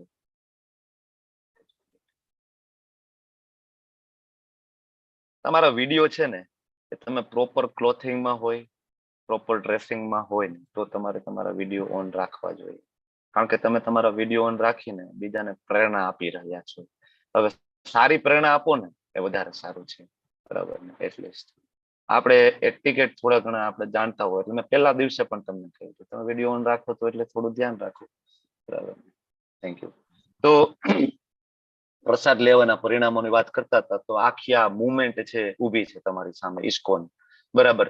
હવે પાકિસ્તાન જેવા પાકિસ્તાનની અંદર 14 ઇસ્કોનના મંદિર છે. આનાથી વિશેષ આપણે શું કહી શકીએ? પાકિસ્તાન જેવા પાકિસ્તાનની અંદર રાધા અને કૃષ્ણ રામચંદ્રજીના એવા ભક્તો છે કે જે શિખા રાખે છે, ધોતી કુર્તો પહેરે છે, રોજ સવારે 16 માળા કરનારા. ચાઇનાની અંદર છે, બધી જગ્યાએ જોવા મળે છે. ટોટલ નાસ્તિક કન્ટ્રી છે ને એમાં પણ તમને જોવા મળે છે. બરાબર. તો અહીંયા બહુ ક્લિયરલી છે પ્રસાદ લેવાના પરિણામો ટોટલ ચેતના છે તમારી ચેન્જ થઈ જાય છે. હવે ભગવાન આ સતોગુણી ખોરાકની વાત થઈ ને, રજોગુણીની વાત કરીએ. અતિશય કડવું, ખાટું, ખારું, ગરમ, તીખું, લુખું અને બળતરા કરનારું ખોરાક રજોગુણીને ભાવે. મોટા ભાગે આમાં આપને આવું જ ભાવતું હોય. તમે જોઈ લો. બરાબર. તીખું ભાવતું હોય, ખાટું ભાવતું હોય, બરાબર, લુખું, બળતરા કરે એવું આવું બધું આપણને ભાવતું હોય છે. પાણીપુરી ખાવા ગયા હોય તો પાણીપુરી વાળા ભૈયાને આપણે શું કહે? હજી તીખું બનાવો, હજી તીખું બનાવો, લાલ મરચું ક્યાં છે, હજી નાખો લાલ મરચી અંદર. બરાબર. પછી ભલે ને મોઢામાંથી ધુમાડા નીકળી જતા હોય. આવું જ આપણને ભાવે. આ રજોગુણીનો ખોરાક છે. અને ભગવાન એમ કે છે કે આવું અન્ન છે ને એ દુઃખ, શોક અને રોગ ઉત્પન્ન કરે. તો સેમ સ્ટેટમેન્ટ તો તમને બધા ડોક્ટર આપી રહ્યા છે. તમે એક વખત ડાયટિશિયનને કન્સલ્ટ કરો. કોઈ પણ ડોક્ટર એવું કહે છે કોઈ પણ બીમારીની અંદર કે ના ના તમે બહુ ખાટું ખાજો, તીખું, ખાટું, ખારું, તળેલું, તેલ વાળું ખાજો ધમધમાટ? એ જ કોઈ ડોક્ટર? 5000 વર્ષ પહેલા ભગવદ ગીતામાં આપણા ડોક્ટર બનીને કૃષ્ણ આવ્યા અને એ સ્વયં કૃષ્ણ કહે છે કે આવું ખાવું જોઈએ. ઘણા બધા એમ કે ભગવદ ગીતાની અંદર ખાલી આત્મા પરમાત્માનું સૌથી હાઈએસ્ટ ફિલોસોફી છે. અરે નહીં, ભગવદ ગીતા વાંચું. ભગવાન એકદમ ડાઉન ટુ અર્થ નીચે જઈ અને શું ખાવું શું ન ખાવું એ સમજાવે છે. આ થઈ ગયો રજોગુણી ખોરાક. બરાબર. બહુ ખાટું ખાય ને સ્કિન ડિઝીઝ થાય. કયા કયા રોગ થાય હું તમને ખાલી 1-2 બધામાં કહી દઉં છું. બહુ કડવું ખાય ને એનાથી અપચો થાય, પાચન શક્તિ બગડે બહુ ખાવાથી. થોડો ની વાત નથી, ક્યારેક એઝ એ મેડિસિન તરીકે લો તો વાત નથી, બરાબર, તો જુદી વાત છે. ખારું ખાવાથી બીપી વધે. જે લોકો અહીંયા બીપી ના પેશન્ટ છે એને ખબર હશે, ડોક્ટર ના પાડી દીધી નમક નહીં લેવાનું, સોલ્ટ નહીં લેવાનું. બહુ ગરમ ખાવાથી મોઢાની અંદરની ચામડીમાં ફાઇબ્રોસિસ થાય અને ફાઇબ્રોસિસ આગળ જતા કેન્સરમાં કન્વર્ટ થાય, બરાબર, બહુ ગરમ ખાવાથી. વધારે પડતું તીખું અને લુખું ડ્રાય ખોરાક ખાવાથી આંતરડાની અંદર ચાંદા પડે, જેનું નામ છે અલ્સરેટિવ કોલાઇટિસ, અલ્સરેટિવ પ્રોક્ટાઇટિસ. આવા બધા બીમારીઓ વધારે પડતું તીખું ખાવાથી બરાબર થાય. કારણ કે જે લોકો બહુ તીખું ખાય એની ઊંઘ પણ સારી ના હોય, કોઈની ઊંઘ નથી સારી, એની માનસિક પરિસ્થિતિ પણ નથી સારી, એટલા કારણે આવી બધી બીમારીઓ થાય છે. અને આગળ બળતરા કરનાર, આ બધાના કારણે રોગ ઉત્પન્ન થાય છે. તો આ થઈ ગયું, બરાબર. આજકાલ તો આવું જ આપણને ભાવે છે. જો અહીં કઈક કડાઈમાં કઈક લાઈવ બનાવે છે, એમાં નીચે તો ઓલું આગ હોય પણ કડાઈમાં આગ લાગેલી છે. તમે જોવો છો ને અત્યારે આ રીતના કઈક બનાવતા હોય છે, આપણે હોટલમાં એમાં જઈએ છીએ, બરાબર. એમાં જે તેલમાં ને એમાં આગ લગાડતા હોય, ખબર નહીં શું બનાવતા, આપણે આઈડિયા નથી, પણ આવું જોયું છે. એમ રોડ ઉપર ક્યારેક નીકળતા હોય તો નજર પડે, આ લોકો બનાવતા હોય આવું. ઠીક છે, ચાઇનીઝ બનાવે છે. અચ્છા, ચાઇનીઝ એ રીતના બનતું હોય છે. તો તમોગુણી ખોરાક કેવો હોય? તમારા બધાનો જે હૃદયને નજીક જે પ્રશ્ન છે ને એનો જવાબ આમાં છે, તમોગુણી ખોરાકની અંદર, બરાબર. ભગવાન કહે છે યાતયામમ. યાતયામમ એટલે ભોજન કરવાના 3 કલાક પહેલા રાંધેલું હોય ને નહીં ખાવા. પણ પ્રભુજી અમે તો સવારે ટિફિન નો ડબલો લઈને જતા રહીએ 7 વાગે, પછી અમારે જમવાનો વારો આવે 12 વાગે કે 1 વાગે, તો 5-6 કલાક અમારે વાસી ખાવું પડે. તો હવે આનો કઈ રસ્તો કઈ ખરો? બરાબર. ત્યારે આચાર્ય જયારે આવે ને ત્યારે આચાર્ય આપણને યુગ, સમય, કાળ મુજબ આપણને સમજાવે. શું સમજાવે? તો કે ભાઈ જે તે તમે બનાવો ને એમાં ડુંગળી લસણ ના હોય અને એમાં તમે તુલસી પત્ર મૂકીને ઠાકોરજીને જો ભોગ લગાડી દો, સાત્વિક ફૂડ હોય, પછી તમે 3 કલાક પછી ગ્રહણ કરી શકો. અમુક સમય મર્યાદા સુધી એને ગ્રહણ કરી શકો છો, વાંધો નથી આવતો, બરાબર. પછી ગત રસમ, જેમાં રસ નથી, સ્વાદહીન વસ્તુ તમોગુણમાં આવે. પૂતી એટલે બગડી ગયેલું. આ બગડેલાની અંદર બધું આવે. બગડેલાની અંદર જેટલું ફર્મેન્ટેશન થઈને જે થાય ને બધું બગડેલાની અંદર આવે. આની અંદર આલ્કોહોલ પણ આવે, દારૂ પણ આવે. અને તમને ખબર છે દારૂ કઈ રીતના બનતો હોય છે. એવી કેટલી બધી વસ્તુ છે જે બધું બગડી ગયા પછી બને ને આપણે ખાતા હોય છે. તો પૂતી. અને પર્યુષિતમ. પર્યુષિતમ એટલે જેની અંદર દુર્ગંધ આવે. આમાં તમારો જવાબ છે દુર્ગંધ. ડુંગળી ને લસણ ખા પછી શરીરમાંથી દુર્ગંધ ના આવે, આવું કઈ કોઈને ખ્યાલ હોય તો કયો? આવે કે નહીં? ડુંગળી ખાધા પછી મોઢામાંથી સ્મેલ આવે છે કે નથી આવતી? બરાબર, આવે ને. ડુંગળી લસણ ખાવાથી શરીરમાંથી બરાબર દુર્ગંધ આવે, મોઢામાંથી દુર્ગંધ આવે, એમાં કોઈ શંકા નથી. હવે વિચાર કરો કે નવું હજી બરાબર પ્રેમી પંખીડાઓ હોય, નવી સગાઈ થઈ હોય અને એને મળવા જવાનું હોય, છોકરો છોકરીને મળવા જાય કે છોકરી છોકરાને મળવા જાય, ડુંગળી ખાઈને જાય છે લોકો? ના, આ તો ભાઈ પેટ ડુંગળી ખાધી છે, બાજુમાં બેઠા હોય ને બોલે તો મોઢામાંથી ડુંગળીના ગોટા નીકળતા હોય. કોઈ દી આવું કર્યું તમે લોકો? આવા અનુભવ તો થયા હશે તમે બધા ઘણા. તમે બધા ગૃહસ્થ છો કે સન્યાસી કોઈ છો ને, તમે બધા આવો અનુભવ કર્યો હશે, બરાબર. તમે આવું કરતા હતા? અત્યારે તો જનરેશન એમાં આગળ આવી ગઈ છે. હવે તો ઓલું ખિસ્સામાં રાખે, ઓલું માઉથ ફ્રેશનર, મળવા જાય ને પેલા ખિસ્સામાંથી કાઢીને મોઢામાં 2-3 ફુવારા મારી દે. અથવા તો કઈક એવી ઓલી એલચી, ઇલાયચી ને તો બજારમાં મળે, એ ખાઈ લે. એનાથી શું થાય? મોઢામાં સ્મેલ આવે. હવે ભૌતિક જગતમાં તમે જેને પ્રેમ કરો છો, એકચ્યુઅલી પ્રેમ તો છે ને, એની અંદર સ્વાર્થ છે, એની અંદર વાસના છે. હવે એને મળવા જાઓ ને તોય તમે એ વસ્તુનું ધ્યાન રાખો છો કે મારા મોઢામાંથી દુર્ગંધ ના આવે. અને તમે અનંત બ્રહ્માંડના સ્વામી પરમ પિતા ખૂબ જ પ્રેમાળ છે અને મળવા જવું છે, અને આપણો એ પ્રશ્ન છે ડુંગળી લસણ નથી ખાવાનું ક્યાં લખ્યું છે? બરાબર. તમે પ્રેક્ટિકલી તમારા જીવનમાં જોઈ લો ને ક્યાં લખ્યું છે. જે લોકો ઓફિસની મીટિંગ, જે મલ્ટીનેશનલ કંપનીમાં કોર્પોરેટ ઓફિસમાં કામ કરતા હશે ને એ લોકોને પણ ખબર હશે કે કોર્પોરેટ ઓફિસમાં મીટિંગ હોય ને એ મીટિંગના ડિનરમાં ડુંગળી લસણ ના હોય, બરાબર. કારણ કે તમોગુણી છે. એ ખાધા પછી તમારું જે જજમેન્ટ લેવાનું પાવર છે ને એ બગડે છે, બરાબર. અને મેં ક્યાંક વાંચેલું હતું, સાચું છે કે મને ખબર નથી, તમે એ જોઈ લેજો. ખાલી તમને કહું છું કે જે લોકો પાયલોટ હોય ને, જેને પ્લેનની ઉડાન ભરવાની હોય ને, લગભગ એના ફૂડની અંદર પણ ડુંગળી લસણ એને ફ્લાઇટના પહેલાનું જે કઈ લંચ ડિનર હોય ને એમાં એને આપવામાં નથી આવતું. કારણ કે એ તમોગુણી ફૂડ હોવાના કારણે એને ઊંઘ આવે, અને બીજું જે ક્વિક જજમેન્ટ લેવાનો પાવર છે ને બગડે છે, બરાબર. તાત્કાલિક જે નિર્ણય લેવાની શક્તિ છે ડિસ્ટર્બ થઈ જાય છે. એટલે ડુંગળી લસણ નથી ખાવાના. બીજું, ડુંગળી લસણ નાખેલો એક પણ ભોગ તમે આજ સુધી કોઈ વિષ્ણુ તત્વને જોયો છે? પછી રામચંદ્રજીને ભોગ લાગતો હોય, કૃષ્ણચંદ્રજીને ભોગ લાગતો હોય, જોયો છે? તમે કોઈ એવા વૈષ્ણવને જોયા છે કે જે કૃષ્ણ ભક્તિ કરતા હોય, ડુંગળી લસણને ફોલો કરતા હોય, પાલન ના ખાવ કોઈ વાંધો નહીં, બરાબર? કારણ કે ભગવદ્ ગીતા વાંચો તો બહુ ક્લિયરલી છે, દુર્ગંધ મારતું ના ખાવું જોઈએ.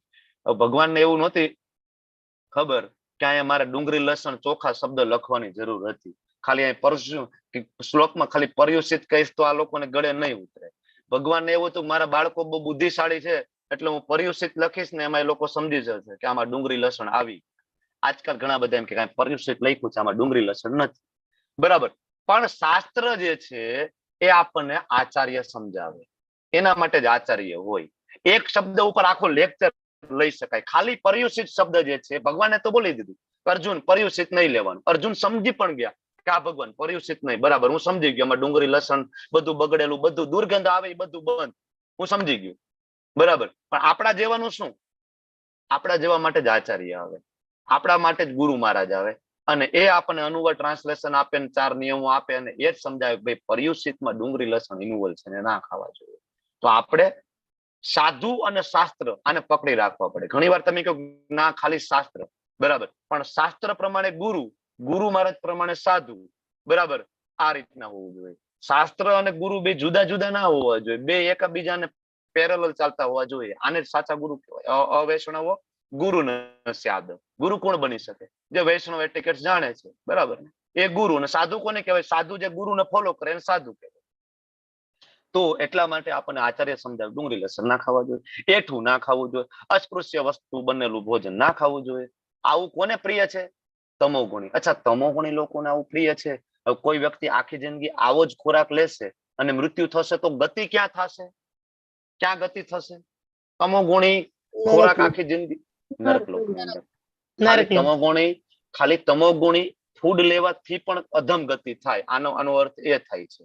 પછી ભલે તમે તમારી જાતને ધાર્મિક ગણતા હોય પણ તમે એટિકેટ્સ ફોલો નથી કરતા ભગવદ્ ગીતાના. કારણ કે બધા જ એટિકેટ્સ ફોલો કરીને પેરેલલ ચાલવું પડે ત્યારે જ પવિત્રતા આવે છે, ત્યાં સુધી આવતી નથી. સાત્વિક, રાજસિક અને તામસિક 3 પ્રકારના ફૂડ. ત્રણેય ફૂડની અલગ અલગ ક્વોલિટીઝ જે આપણામાં ડેવલપ થાય છે. હવે આગળ વાત આવે છે યજ્ઞની. હવે યજ્ઞની વાત આવે તો જે યજ્ઞ વિધિ પ્રમાણે કર્તવ્ય સમજીને ફળની આકાંક્ષા નહીં રાખનારા લોકો દ્વારા કરવામાં આવે તો આને સાત્વિક યજ્ઞ કીધો છે. તમે બધા ઘણા બધા એવા દેવી દેવતાઓના ધારો કે કોઈ ભક્ત હોય, કારણ કે સત્વગુણી લોકો કોને પૂજે? દેવી દેવતાઓને પૂજે. આપણે આગળ જોયું. તો કોઈ ધારો કે એના કુળદેવી માટે યજ્ઞ કરે છે, ધારો કે ચામુંડા માતા કુળદેવી છે, ભાઈ નવચંડી યજ્ઞ કરવો છે. નવચંડી યજ્ઞ કરે છે પણ શાસ્ત્રોની વિધિ પ્રમાણે, વેદોમાં જે વિધિ આપી છે એ મુજબ બ્રાહ્મણોને બોલાવે, બ્રાહ્મણોને દીક્ષા આપે, બરાબર? અને બ્રાહ્મણો એ મુજબના વૈદિક મંત્રો ભણે અને એ વિધિ પ્રમાણે કરે. પણ કરે કઈ રીતના? તો કે હું કર્તવ્ય સમજીને કરું છું, મારી ફરજ છે, મારા કુળદેવી છે અને એ મારું ખૂબ ધ્યાન રાખે છે, મારી ફરજ છે કે જે એમના દીકરા તરીકે, મારી માં છે, હું દીકરો, મારી ફરજ છે કે મારે એને સંતોષ કરવા માટે મારે કંઈક કરવું જોઈએ. એ કરે છે, એમાં ફળની આશા નથી. મોટા ભાગે આવા યજ્ઞ થાય એમાં શું છે? હે મારી માં, હે કુળદેવી, ઘરના મકાન થઈ જાય ને નવચંડી યજ્ઞ હું કરીશ તમારા માટે. અહીંયા ફળની આશા આવી ગઈ અને જ્યાં ફળ આવી ગયું ત્યાં સત્વગુણ નથી, બરાબર? ત્યાં સત્વગુણ નથી. તો સત્વગુણ નથી તો તમે એવું નવચંડી યજ્ઞ કરીને પણ તમે ધામની પણ પ્રાપ્તિ નહીં થાય. ફાયદો શું થયો? કારણ કે સત્વગુણી તમારો યજ્ઞ હોય તો તમારી ફળની આશા ના હોય, બરાબર? તો આ સત્વગુણી થયું. પણ આપણે તો એવો યજ્ઞ કરવો છે જે સત્વગુણમાં પણ ના હોય, રજોગુણમાં ના હોય, તમોગુણમાં ના હોય. એ યજ્ઞનું નામ શું? બોલો.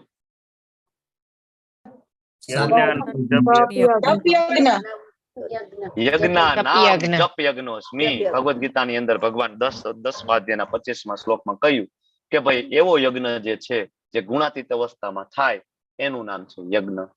નામ જપ યજ્ઞોસ્મિ. જપ, બરાબર? આપણે આ યજ્ઞ કરવાનો છે. શીલ પ્રભુપાદજી અહીંયા યજ્ઞ કરી રહ્યા છે. આ કયો યજ્ઞ કરે છે? આ પણ ગુણાતીત અવસ્થામાં થયેલો યજ્ઞ છે. ભોગ બનાવી રહ્યા છે, પ્રસાદ બનાવી. યજ્ઞ એટલે એ બધા જ કર્મ જે કૃષ્ણને પ્રિય હોય એને યજ્ઞ કહેવાય. તમે મંગલા આરતીમાં જાઓ છો સવારમાં, એને યજ્ઞ કહેવાય. તમે માળા કરો છો, એને યજ્ઞ કહેવાય. તમે કૃષ્ણની પ્રસન્નતા માટે ભોગ તૈયાર કરો છો ઘરે, શુદ્ધતાનું થોડું ઘણું પાલન કરીને, જેટલું તમને ખ્યાલ છે એટલું, ભાવપૂર્વક પ્રેમપૂર્વક, ધેટ ઇઝ યજ્ઞ. ભોગ લગાડો છો એ યજ્ઞ છે. તમે જોબ ઉપર જાઓ છો ને જોબ ઉપર જાઓ છો એ પેલા આવીને ત્યાં હોય ત્યારે વધુમાં વધુ કૃષ્ણ ચિંતન કરો છો તો તમારી જોબ પણ યજ્ઞ છે. બરાબર, આને કહેવાય યજ્ઞ. બધાના સેન્ટરમાં કોણ છે? કૃષ્ણ. બરાબર, પણ અહીંયા તો સત્વગુણી યજ્ઞની વાત છે. અને હવે આગળ આવે રજોગુણી. રજોગુણી યજ્ઞ કેવો છે? તો કે આની અંદર આવી ગયો સ્વાર્થ, જે આપણે આગળ વાત થઈ. હે માતાજી, ઘરના મકાન બની જાય તો હું નવચંડી યજ્ઞ કરીશ. હવે અહીંયા જયારે દુનિયાવી લાભની વાત આવી ગઈ ને, તો આ યજ્ઞ થઈ ગયો કેવો? રજોગુણી. અને આવો રજોગુણી તમે યજ્ઞ કરશો, બ્રાહ્મણોને જમાડશો, ખૂબ જ દાન કરશો, બધું પરફેક્ટ છે. બહારથી કોઈ જોશે એટલે એમ કહેશે કે ના ના ફલાણા ભાઈ છે બહુ ધાર્મિક છે, ભાઈ એના જેવો માણા ન મળે ગામમાં. બરાબર, બહુ ધાર્મિક. છાસવાર એને કઈક ને કઈક યજ્ઞ, કઈક ને કઈક કથા ચાલુ જ હોય. પણ તમે એને નજીક જઈ પૂછો તો આ સત્યનારાયણની કથા શું કામ બેસાડી છે? એમાં એવું છે ને, બરાબર, પૈસા હલવાના હતા. બરાબર, લઈ ગયા હતા, દેતા જ નહોતા. પછી કે પ્રાર્થના કરી ભગવાનને, એ ભગવાન 5 લાખ રૂપિયા વ્યાજે દીધા છે, પાછા દેતા નથી, અને જો ત્યાંથી આવી જાય ને હું સત્યનારાયણની કથા બેહાડીશ. બરાબર, જયારે નજીક જઈને તમે પૂછો ત્યારે ખબર પડે કે આમાં આવા કઈક ને કઈક સ્વાર્થ હોય. તો આ બધા સ્વાર્થ છે, આ બધા યજ્ઞ કેવા છે? રજોગુણી છે. આનાથી કોઈ ઉચ્ચ ફળ પ્રાપ્ત થશે નહીં. રજોગુણી વાળા ક્યાં રહેવાના છે? અહીં ને અહીંયા, ક્યાંય નથી જવાનું. બરાબર, ફરીથી ભોગવવાનું એ જન્મ મૃત્યુ જરા વ્યાધિ, અથવા ગર્વ ખાતર કરવામાં આવે. કિરણ પ્રભુએ છે ને મોટો યજ્ઞ કર્યો છે અને બ્રાહ્મણોને બોલાવ્યા છે દ્વારકાથી. અચ્છા, કિરણ પ્રભુએ કેટલો ખર્ચો કેટલો કર્યો? કિરણ પ્રભુ તો કે ભાઈ 5 લાખ રૂપિયા. કાંઈ વાંધો નહીં, હું તમારા કરતા એવો યજ્ઞ કરું ને, હરિદ્વાર થી બ્રાહ્મણો બોલાવું, 11 લાખ રૂપિયાનો ખર્ચો કરું, પછી બધા મને કહેવા જોઈએ કે ના કિરણ પ્રભુ નહીં, જિજ્ઞેશ પ્રભુ છે, બહુ ધાર્મિક છે. બસ ગર્વ ખાતર. બરાબર, કોક 2 માણા વખાણ કરે ને, આના માટે યજ્ઞ કરવો છે, ગર્વ ખાતર. તો આને રજોગુણી યજ્ઞ કીધો છે. આના પછી એક યજ્ઞ છે જે તમોગુણી છે, જેની વાત હમણાં આપણને કેતન પ્રભુએ કરી. જયારે આપણે કમળ પૂજાની વાત કરતા હતા, કેતન પ્રભુ રેફરન્સ લઈને આવ્યા. બરાબર, તો જે યજ્ઞ શાસ્ત્રોક નિર્દેશોની ઉપેક્ષા કરે, એમાં શાસ્ત્રના કોઈ નિર્દેશો નથી, મન પડે એ રીતના. પ્રસાદ વેચવાનો નથી, વેદ મંત્રોનું કોઈ ઉચ્ચારણ નથી, અને પુરોહિતોને દક્ષિણા આપ્યા વિના શ્રદ્ધા વગર કરવામાં આવે, આવો યજ્ઞ તામસી યજ્ઞ છે. આ ભસ્માસુર છે યજ્ઞ કરી. જો આવા અસુરો યજ્ઞ કરતા હતા, એવું નહોતું કે નહોતા કરતા. યજ્ઞ આ બધાય કરતા. મૂળ કોન્શિયસનેસ શું છે એ બહુ ઇમ્પોર્ટન્ટ છે. એક બાથું કાપે ને બીજું એ હાથ કાપી નાખો, ઓલું કાપીને તે. હવે શિવજી કે ભાઈ કાંઈ કાપવું નથી, બોલ ભાઈ શું જોઈ શું તારે? બરાબર, છેલ્લે શિવજી બિચારા શું કરે? એ તો આશુતોષ છે, કંટાળીને આવે. તમને શું લાગે આ બધા રાવણ ને હિરણ્યકશિપુ અને આ બધા ભસ્માસુર ની સામે બધા દેવી દેવતાઓ પ્રગટ થતા હોય, બ્રહ્માજી કે શિવજી, દેવોના દેવ મહાદેવ, ભગવાન મહાદેવ પ્રગટ થાય, શું લાગે તમને? એ લોકોની ભક્તિથી પ્રસન્ન થઈને આવે? નહીં, કંટાળીને છેલ્લે ભાઈ બોલ ભાઈ શું જોઈએ હવે? બરાબર, આપે. મહાદેવ તો આશુતોષ છે, આપે. આ બધા ભક્તો કેવા હોય? હાલ, બરાબર, મહાદેવના ભક્તો તમને ખબર છે, મોટા ભાગના, અપવાદ હોઈ શકે થોડા ઘણા, મોટા ભાગના મહાદેવ પાસે વરદાન પ્રાપ્ત કરીને પછી હેરાન પણ કોને કરવાના? બરાબર, ભસ્માસુર કે ભાઈ એવું વરદાન આપો, હાથ મૂકું ને બધું ભસ્મ થઈ જાય. આ તો ટ્રાય કોના ઉપર કરવું? તો પેલું તમારા ઉપર ટ્રાય કરીએ પ્રભુ. શરૂઆત તમારાથી. વરદાન સાચું ખોટું હમણાં ખબર પડી જાય. બરાબર, ભગવાનની પાછળ માથે હાથ મૂકી દે. બરાબર, તો આ બધા કેવા છે? અને બીજું એક આવો તમોગુણી યજ્ઞનું તમને એક એક્ઝામ્પલ આપું કે જેમાં શાસ્ત્રના નિર્દેશોની ઉપેક્ષા, પ્રસાદ જેમાં હોતો નથી, વેદ મંત્રોનું કઈ પ્રોપર ઉચ્ચારણ છે નહીં આજકાલ, અને પુરોહિતોને દક્ષિણા આપવામાં બહુ આપણને પેટમાં દુખાવો ઉપડે અને શ્રદ્ધા વગર કરવામાં આવે, આવો એક યજ્ઞ થાય સોસાયટી સમાજમાં. અને યજ્ઞમાં ખર્ચો બહુ થાય. આ યજ્ઞ કયું? આ યજ્ઞ કયું યાદ આવે છે? નહીં? લગ્ન. લગ્નમાં યજ્ઞ થાય કે નહીં? પ્રગટ કરે ને ભગવાન વિષ્ણુ લક્ષ્મીજીનું આહવાન કરવામાં આવે. ખૂબ જ ખર્ચો કરશે. પાર્લર વાળાના બિલ 50-50 હજાર રૂપિયા થાય છે આજકાલ. બરાબર, અને વિડીયો વાળાના બિલ છે 10-15 લાખ, 12 લાખ, 20 લાખ રૂપિયા સુધી પહોંચે. પ્રી વેડિંગ કરાવ્યું હોય ને તો પ્રી વેડિંગ ના 7-8 લાખ રૂપિયા થઈ જાય. તો 15-20 લાખ રૂપિયા ખાલી કેમેરા વાળો લઈ જાય. પેલો પંડલ વાળો છે એ સામાન્ય 5-10 લાખ રૂપિયા લઈ જતો હોય. પણ જયારે બ્રાહ્મણ ને દક્ષિણા દેવાની વાત આવે ને ત્યારે બાર્ગેનિંગ ચાલે. 5,000 થોડા હોય, કઈ તમે કર્યું શું? હવે 5 આલ્યો 5100 રૂપિયા. બરાબર, એ કચવાતા મને. પ્રસાદ તો હોતો જ નથી ને. તમે જોયું કોઈ લગ્ન ની અંદર ગણેશજીનું સ્થાપન કર્યું હોય તો એમાં કોઈ પ્રસાદની પ્લેટ પેલા કોઈ ચાખ્યું નહીં, ટેસ્ટ ના કર્યો, ના પેલા ભોગ લગાડી દઈએ. પછી બધું મિક્સ કરીને બધાને પ્રસાદ આપશું. જોયું કોઈ લગ્નમાં? મેં નથી જોયું આજ સુધી. તમે કેટલા લગ્ન એટેન્ડ કર્યા હશે? ત્યારે પ્રસાદ નથી. તમને જે ભાવે ને આપણને ભાવે ને એ ટેસ્ટ મુજબ એમાં બધું બને છે. ડુંગળી લસણનો ધમધમાટ કરીને બનતું હોય બધું. એવું નથી કે એમાં ગણેશજીની પ્રસન્નતા હોય કે લક્ષ્મીજીની વિષ્ણુજીની પ્રસન્નતા હોય, આપણે એવું બનાવીએ અને ભોગ લગાડીએ. તો પ્રસાદ એ નથી, શાસ્ત્રોના નિર્દેશોની ઉપેક્ષા છે. અને બ્રાહ્મણો બિચારા શું કરે આમાં? બરાબર, બ્રાહ્મણો ત્યાં જાય, બ્રાહ્મણોને પ્રોપર વિધિ કરાવી હતી. યજમાન આવીને કે ઉતાવળ રાખજો ભાઈ, અમારે પછી દાંડિયા રાસ માટે ટાઈમ નહીં વધે. બ્રાહ્મણ શું કરે? બરાબર, મંત્ર ભણી દે અગણમ બગણમ કરીને, પછી બીજું શું કરે? જેટલા થાય એટલા ભણે. બરાબર, બાકી તો પ્રોપર વિધિ છે તો ટાઈમ લાગવાનો છે. અને આજકાલ એટલે લગ્ન જીવન બહુ ટકતું પણ નથી. એ મીઠાશ પણ આજે જોવો ને પતિ પત્નીમાં છે, કારણ કે તમે એ વિધિને જ તમે ફોલો નથી કરી, કારણ કે ચેતના શુદ્ધ થઈ જ નહીં.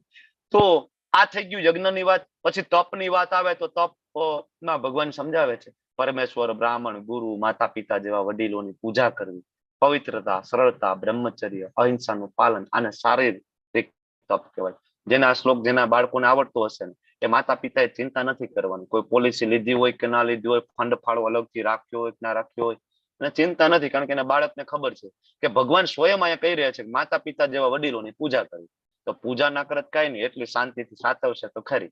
આ કૃષ્ણ ભાવનામૃતનો સૌથી મોટો ફાયદો છે. બાળકને કૃષ્ણ ભાવનામૃતમાં લાવો, વૃદ્ધાવસ્થાની ચિંતા તમારે હોતી નથી. બરાબર. અને પવિત્રતા, સરળતા, બ્રહ્મચર્ય, આજકાલ આ જોવાય નથી મળતું બ્રહ્મચર્ય. તો વાત કરો તો એમ લાગે બીજા ગ્રહમાંથી તમે આવ્યા છો. અહિંસાનું પાલન કરવું, શારીરિક તપ, આ શરીરના તપ છે. બરાબર, આપણે દંડવત પ્રણામ કરીએ. જો ગઈકાલે કોકનો પ્રશ્ન હતો કે માતાજીઓ કઈ રીતના પ્રણામ કરવા, તો અહીંયા માતાજી પ્રણામ કર્યા પાંચાંગ, પ્રભુજી ઉપર કરે અને દંડવત પ્રણામ છે. જોઈ લો તમે. બરાબર, આ બે પ્રકારના પ્રણામ. આને પણ શરીરનું તપ કીધું છે, પાંચાંગ, અને આને કહેવાય સાષ્ટાંગ. બરાબર. હવે આગળ જે છે વાણીનું તપ, સત્ય લાગે એવું, પ્રિય લાગે એવું, હિતાવો, બીજાને ઉદ્વેગ ના પમાડે, અને વૈદિક ગ્રંથોનો નિત્ય પાઠ કરવો, આને વાણીનું તપ કીધું છે. વાણીનું પેલું શરીરનું તપ, બીજું વાણી. બીજાને સત્ય, એક તો સત્ય બોલો પણ એ પ્રિય લાગે એમ. એવું નહીં કોકનું મોઢું તોડીને તમે સાચું કહી દો, એને સામેવાળાને પ્રિય લાગે એવું. અને પાછું સત્ય બોલો ને એમાં એનું હિત હોવું જોઈએ. બરાબર. બાકી તમે હવે ચૂંટણીની વાત કરો, શેર બજારની વાત કરો, સત્ય તો એ હોય કે ના ના આજે ફલાણો શેર છે ને બહુ ઊંચો ગયો, આજે આ શેર તૂટી ગયો. સત્ય તો આ છે, પણ એમાં સામેવાળાનું કોઈ હિત નથી, તો એ ચર્ચાનો કોઈ મતલબ નથી. તો સત્ય બોલો, પ્રિય લાગે ને હિતાવો, ઉદ્વેગ ના પમાડે. અને આ બધું ના થાય ને તો અમે છેલ્લું એક વસ્તુ કરવાનું, વૈદિક ગ્રંથોનો નિત્ય પાઠ, 5મું. આ કરશો ને તો આગળના 4 એની મેળે ડેવલપ થશે. સંતોષ, સરળતા, ગાંભીર્ય, આત્મસંયમ, આ મનના તપ છે. પણ આપણે આની વિરુદ્ધ જ છે. મનમાં કોઈ સંતોષ નથી, દેખાવમાં કે અંદર કોઈ સરળતા નથી, ગંભીરતા આપણને બિલકુલ નથી, અને ઇન્દ્રિય ઉપરનો આપણો બિલકુલ કોઈ સંયમ નથી મનને.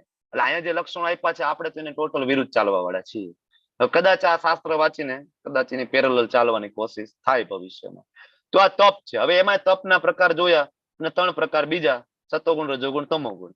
તો દુનિયાવી લાભની ઈચ્છા નથી, કેવળ પરમેશ્વરમાં પરોવેલા હોય, દિવ્ય શ્રદ્ધાપૂર્વક કરેલું જે સાત્વિક તપ. પણ આપણે તો સાત્વિક પણ નહીં, આપણે તો આની ઉપર કરવું છે કે જે શુદ્ધ સત્વમાં ગુણાતીત અવસ્થામાં તપ છે. તો આને કહેવાય માયાપુરની યાત્રા, જે હમણાં આવી રહી છે નવેમ્બરની અંદર. બરાબર. જે લોકોએ બુકિંગ નથી કરાવ્યું, લોકો ફરીથી કરાવી દેજો. હજી આપણી પાસે સમય છે, થોડા ઘણા રૂમ હજી બાકી છે. બરાબર, જરૂરથી કરાવી દો. કારણ કે એ તપ શેમાં આવશે? ગુણાતીત અવસ્થામાં તપ છે. ઉલ્લેખ છે માયુકમાં, મને યાદ આવી ગયું, માયાપુર પરિક્રમા, ગોવર્ધન પરિક્રમા, વૃંદાવન પરિક્રમા. આ જે તપશ્ચર્યા છે, ખુલ્લા પગે બધા જાય છે તપ કરવા માટે, આ શું છે? ગુણાતીત અવસ્થામાં થયેલું તપ છે. બીજું રજોગુણી તપ પણ હોય, દંભપૂર્વક સત્કાર, સન્માન, પૂજા પામવા માટે કરતા હોય છે. ચંચળ ને અશાશ્વત છે. બાબા છે 6 મહિનાથી ગુફામાં બેઠા છે, ઘોર તપ કરે છે, પણ હવે બાબા નીકળે છે, આખા ગામમાં બેનર મારી દો કે બાબા તપશ્ચર્યા કરીને બહાર નીકળે છે. તો બધા હાર લઈને ઉભા હોય, મોટો ભંડારો કરશું, બધાને જમાડશું, બાબાના મોટા મોટા બેનરો મારીશું, બાબા તમે જ ભગવાન છો. બરાબર. આવી જે કામના કરીને જે કોઈ તપશ્ચર્યા કરતા હોય એનું તપ રજોગુણી છે. આવું રજોગુણી તપ કરીને સ્વર્ગની પણ પ્રાપ્તિ નહીં થાય. ગોલોકધામ તો ભૂલી જ જવાનું છે. આ જયારે જયારે ગુણની વાત આવે ને એટલે ગતિ તરત યાદ કરી લેજો. બરાબર. હવે આવા રજોગુણી તપશ્ચર્યા કરે તો એને સ્વર્ગ પણ પ્રાપ્ત નહીં થાય. આઈને અહીંયા પાછું રહેવાનું. આ તપશ્ચર્યાનો મતલબ શું? આગળ તમોગુણી, મૂર્ખામીને વશ થઈને આત્મ ઉત્પીડન, બીજાનો વિનાશ કરવા માટે તપ કરવામાં, આ કેવું? તમોગુણી તપ. આ તમોગુણી તપ જે છે પેલાના રાક્ષસો પણ કરતા. આ બાજુમાં ફોટો છે ને, આ ભાઈ જે બરાબર એ હિરણ્યકશિપુ છે. કેટલા વર્ષ હિરણ્યકશિપુએ તપશ્ચર્યા કરી ખબર છે? આના જેવી તપશ્ચર્યા તો ઇવન દેવતાઓને કરવી પણ અઘરી પડે એવી તપશ્ચર્યા ભાઈએ કરી છે. કેટલા વર્ષ કરી છે આને તપશ્ચર્યા હિરણ્યકશિપુએ? 33,000 વર્ષ. 33,000 વર્ષ. અને કેવી રીતના? તો કે પગના 2 અંગૂઠા ઉપર ભાઈ ઉભા છે. પગના 2 અંગૂઠા ઉપર ઉભા છે, 2 હાથ ઉપર છે. ઓમ બ્રહ્માય નમઃ, ઓમ બ્રહ્મદેવાય નમઃ. સતત બ્રહ્માજી. એને એવું હતું કે બ્રહ્માજી પ્રથમ જીવાત્મા છે ને, તો બ્રહ્માજી થી શ્રેષ્ઠ બીજું કોઈ હોય નહીં. માંગી લઈએ બધું બ્રહ્માજી પાસે. બ્રહ્માજી ને આવે ને કે બ્રહ્માજી અમર થઈ જાવ. બ્રહ્માજી કે ખોટી જગ્યાએ તું આવી ગયો ભઈલા, અમર થઈ જાવ. હું પોતે અમર નથી, બીજું કઈક માગ. 33,000 વર્ષ સુધી તપશ્ચર્યા કરીને ખોટી જગ્યાએ એડ્રેસ મળ્યું. આના કરતા આપણે ધ્રુવ મહારાજ કેટલા મહિના તપશ્ચર્યા કરી? ધ્રુવ મહારાજે કેટલા મહિના? 6 મહિના. 6 મહિનામાં ધ્રુવ લોક પ્રાપ્ત થઈ ગયો. 6 મહિનામાં 36,000 વર્ષનું આયુષ્ય પ્રાપ્ત થઈ ગયું. સંપૂર્ણ ઇન્દ્રિય સાથે ચક્રવર્તી સમ્રાટનું પદ પ્રાપ્ત થયું. અને સાથે સાથે ભગવાન સાથે રહેવાનું પણ પ્રાપ્ત થયું. આને કહેવાય વૈષ્ણવની તપશ્ચર્યા અને આને કહેવાય અસુરોની તપશ્ચર્યા. અહીંયા 33,000 વર્ષ છે એકદમ કપરી, અને ત્યાં 6 મહિના છે. બરાબર. ત્યાં ભગવાન વિષ્ણુ પ્રગટ થાય છે, અહીંયા બ્રહ્માજી પ્રગટ થાય. બ્રહ્માજી કે મારું કામ નહીં, બીજું માગ થાય. અને આને મારવા માટે સ્વયં નરસિંહદેવ પ્રગટ થાય છે, અને ધ્રુવ મહારાજ નું તારણ કરવા માટે સ્વયં ભગવાન નારાયણ પ્રગટ થાય છે. હાલ આજ પકડીને લઈ જાઓ. આ ફરક છે. તપશ્ચર્યા શાસ્ત્રની વિરુદ્ધ છે કે શાસ્ત્ર સંમત છે? બરાબર. અને દાનની વાત અહીંયા છેલ્લે આવે. કર્તવ્ય સમજીને દાન કરો, બદલાની ભાવના વગર દાન કરો, યોગ્ય સ્થાન યોગ્ય સમય સુપાત્ર વ્યક્તિને દાન કરો. આ દાન સાત્વિક છે કે ભાઈ મારું કર્તવ્ય છે. ગૃહસ્થાશ્રમમાં હું છું, મારો ઇન્કમ સોર્સ સારો છે, તો મારે દાન કરવું જોઈએ. ઘણા બધા કરતા હોય છે ને, વૃદ્ધાશ્રમમાં દાન કરે છે, હોસ્પિટલોમાં દાન કરે છે, ઘણા બધા અમુક અન્ન ક્ષેત્રમાં દાન કરે છે. તો એ લોકો એવી રીતના દાન, ધારો કે આપણે જલારામ વીરપુર તમને ખ્યાલ હશે ને, સૌરાષ્ટ્રમાં બરાબર જલારામ દાદાનું બરાબર વીરપુર છે, ત્યાં તમે જાઓ તો ત્યાં કેટલાય વર્ષોથી બધાને ખીચડી પ્રસાદ ને બધું આપવામાં આવે. આજ સુધી ખબર નથી કે ભાઈ ક્યાંથી બધું આવે ફંડ, કારણ કે એ લોકો કઈ લેતા તો છે નહીં. તો બધું આવી રહ્યું છે, ક્યાંથી આવી રહ્યું છે? તો ટ્રક ને ટ્રક ખીચડી ના આવે. બરાબર. અંદર ચિઠ્ઠી હોય, શું? રામ ભરોસે. કોને તરફથી ખબર નથી, ક્યાંથી આવ્યું ખબર નથી, રામ ભરોસે. વાત પૂરી થઈ ગઈ, અનલોડ કરી લો ગાડી. આવું જે કઈ દાન થતું હોય બરાબર, તો આ દાન છે સત્વગુણમાં છે. આવું દાન કરવાથી શું થશે? તો કે ભાઈ ઉચ્ચ ગ્રહો પ્રાપ્ત થશે આપણને. બરાબર. કારણ કે બદલાની આશા નથી, યોગ્ય સ્થાને થયું, યોગ્ય સમયે પણ થયું, સુપાત્ર વ્યક્તિને પણ થયું. તો આને કહેવાય કેવું દાન? સત્વગુણી. પણ પ્રોબ્લેમ તો એ થાય કે ભાઈ સત્વગુણી દાન તો છે, પણ આમાં કૃષ્ણ નથી. આમાં કૃષ્ણ નથી તો પ્રોબ્લેમ એ થાય કે ધામની પ્રાપ્તિ થાય કે નહીં એ વીમો છે આની અંદર. જો એમાં કૃષ્ણ ના હોય તો. જો કૃષ્ણ અને રામચંદ્રજી હોય તો કઈ વાંધો નથી. રામ મંદિર વીરપુર જાવ, ત્યાં અંદર છે રામ દરબાર છે, બરાબર, રામચંદ્રજી છે. એટલે મનમાં એ ભાવ રાખીને જો થયું હોય તો કોઈ વાંધો નથી. પણ એ ભાવ ના હોય અને ખાલી નિષ્કામ ભાવે થયું હોય તો ફસાઈ જઈશું એમાં પણ સત્વગુણમાં. એટલે આપણે રિસ્ક નથી લેવું. આપણે એવું દાન કરવું છે કે જે ગુણાતીત અવસ્થામાં હોય. અને ગુણાતીત અવસ્થામાં જે દાન છે એ શાસ્ત્રમાં જેનો ઉલ્લેખ છે એવું દાન છે રાધા કૃષ્ણ મંદિરમાં દાન, વૈષ્ણવોને દાન, બ્રાહ્મણોને દાન, સંન્યાસીઓને દાન. આ 4 દાન વિશેનો ઉલ્લેખ છે શાસ્ત્રની અંદર ક્લિયર કટ કે આટલી જગ્યાએ દાન કરવું જોઈએ. બાકી જો તમે ખોરાકનું દાન કરશો, કપડાનું દાન કરશો, પૈસાનું દાન કરશો, ક્યાં સુધી ટકશે? એક ટાઈમ જમાડશો, બીજે ટાઈમ વ્યક્તિ ભૂખ્યો થઈ જવાનો. એક જોડી કપડા આપશો ને, એક જોડી કપડા આપશો ને, બરાબર, તો તરત જ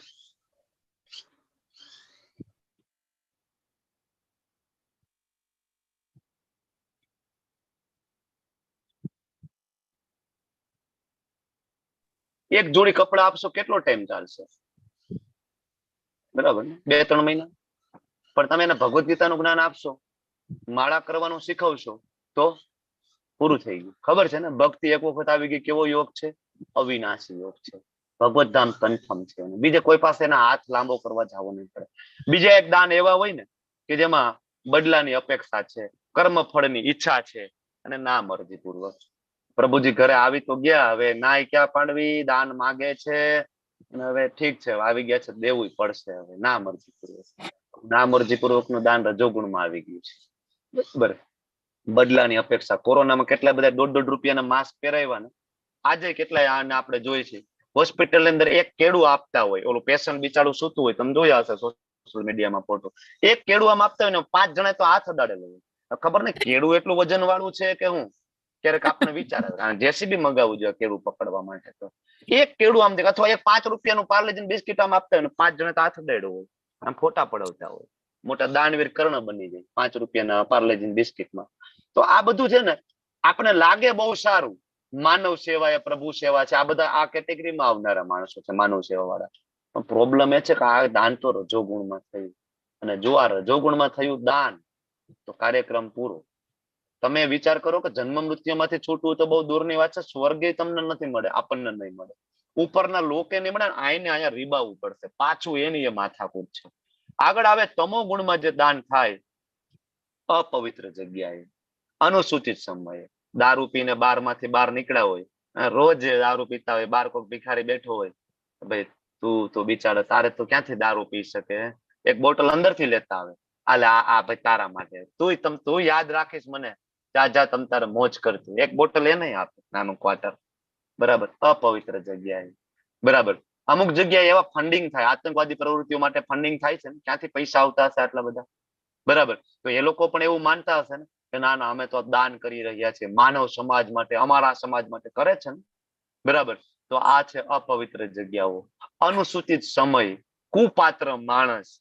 આવા બધા જે દાન છે ને, આદર આપ્યા વગરના દાન, ભગવાન કે છે કે તમોગુણ છે, આવા દાન કરીને મનુષ્ય યોની પણ પ્રાપ્ત નહીં થાય, મનુષ્ય યોની પણ પ્રાપ્ત નહીં થાય, નીચલી. હવે આ બધું સમજાવ્યા પછી ભગવાન કન્ક્લુઝન આપે છે 17.23 છેલ્લું, હરિઓમ તત્સત. ઓમ તત્સત. સર્જનની શરૂઆત આ 3 શબ્દથી થઈ.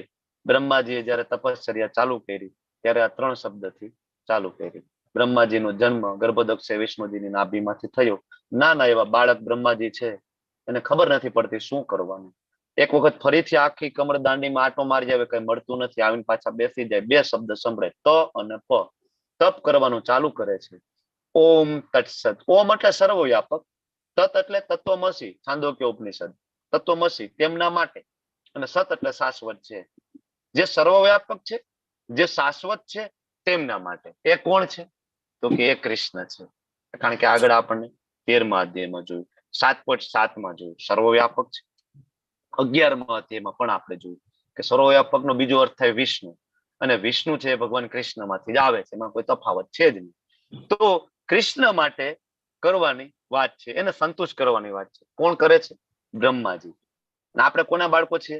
બ્રહ્માજી. તો આપણે બ્રહ્માજીને ફોલો કરીએ ને. બ્રહ્માજીએ જે પદ્ધતિ આપી છે એ ઓમ તત્સત છે.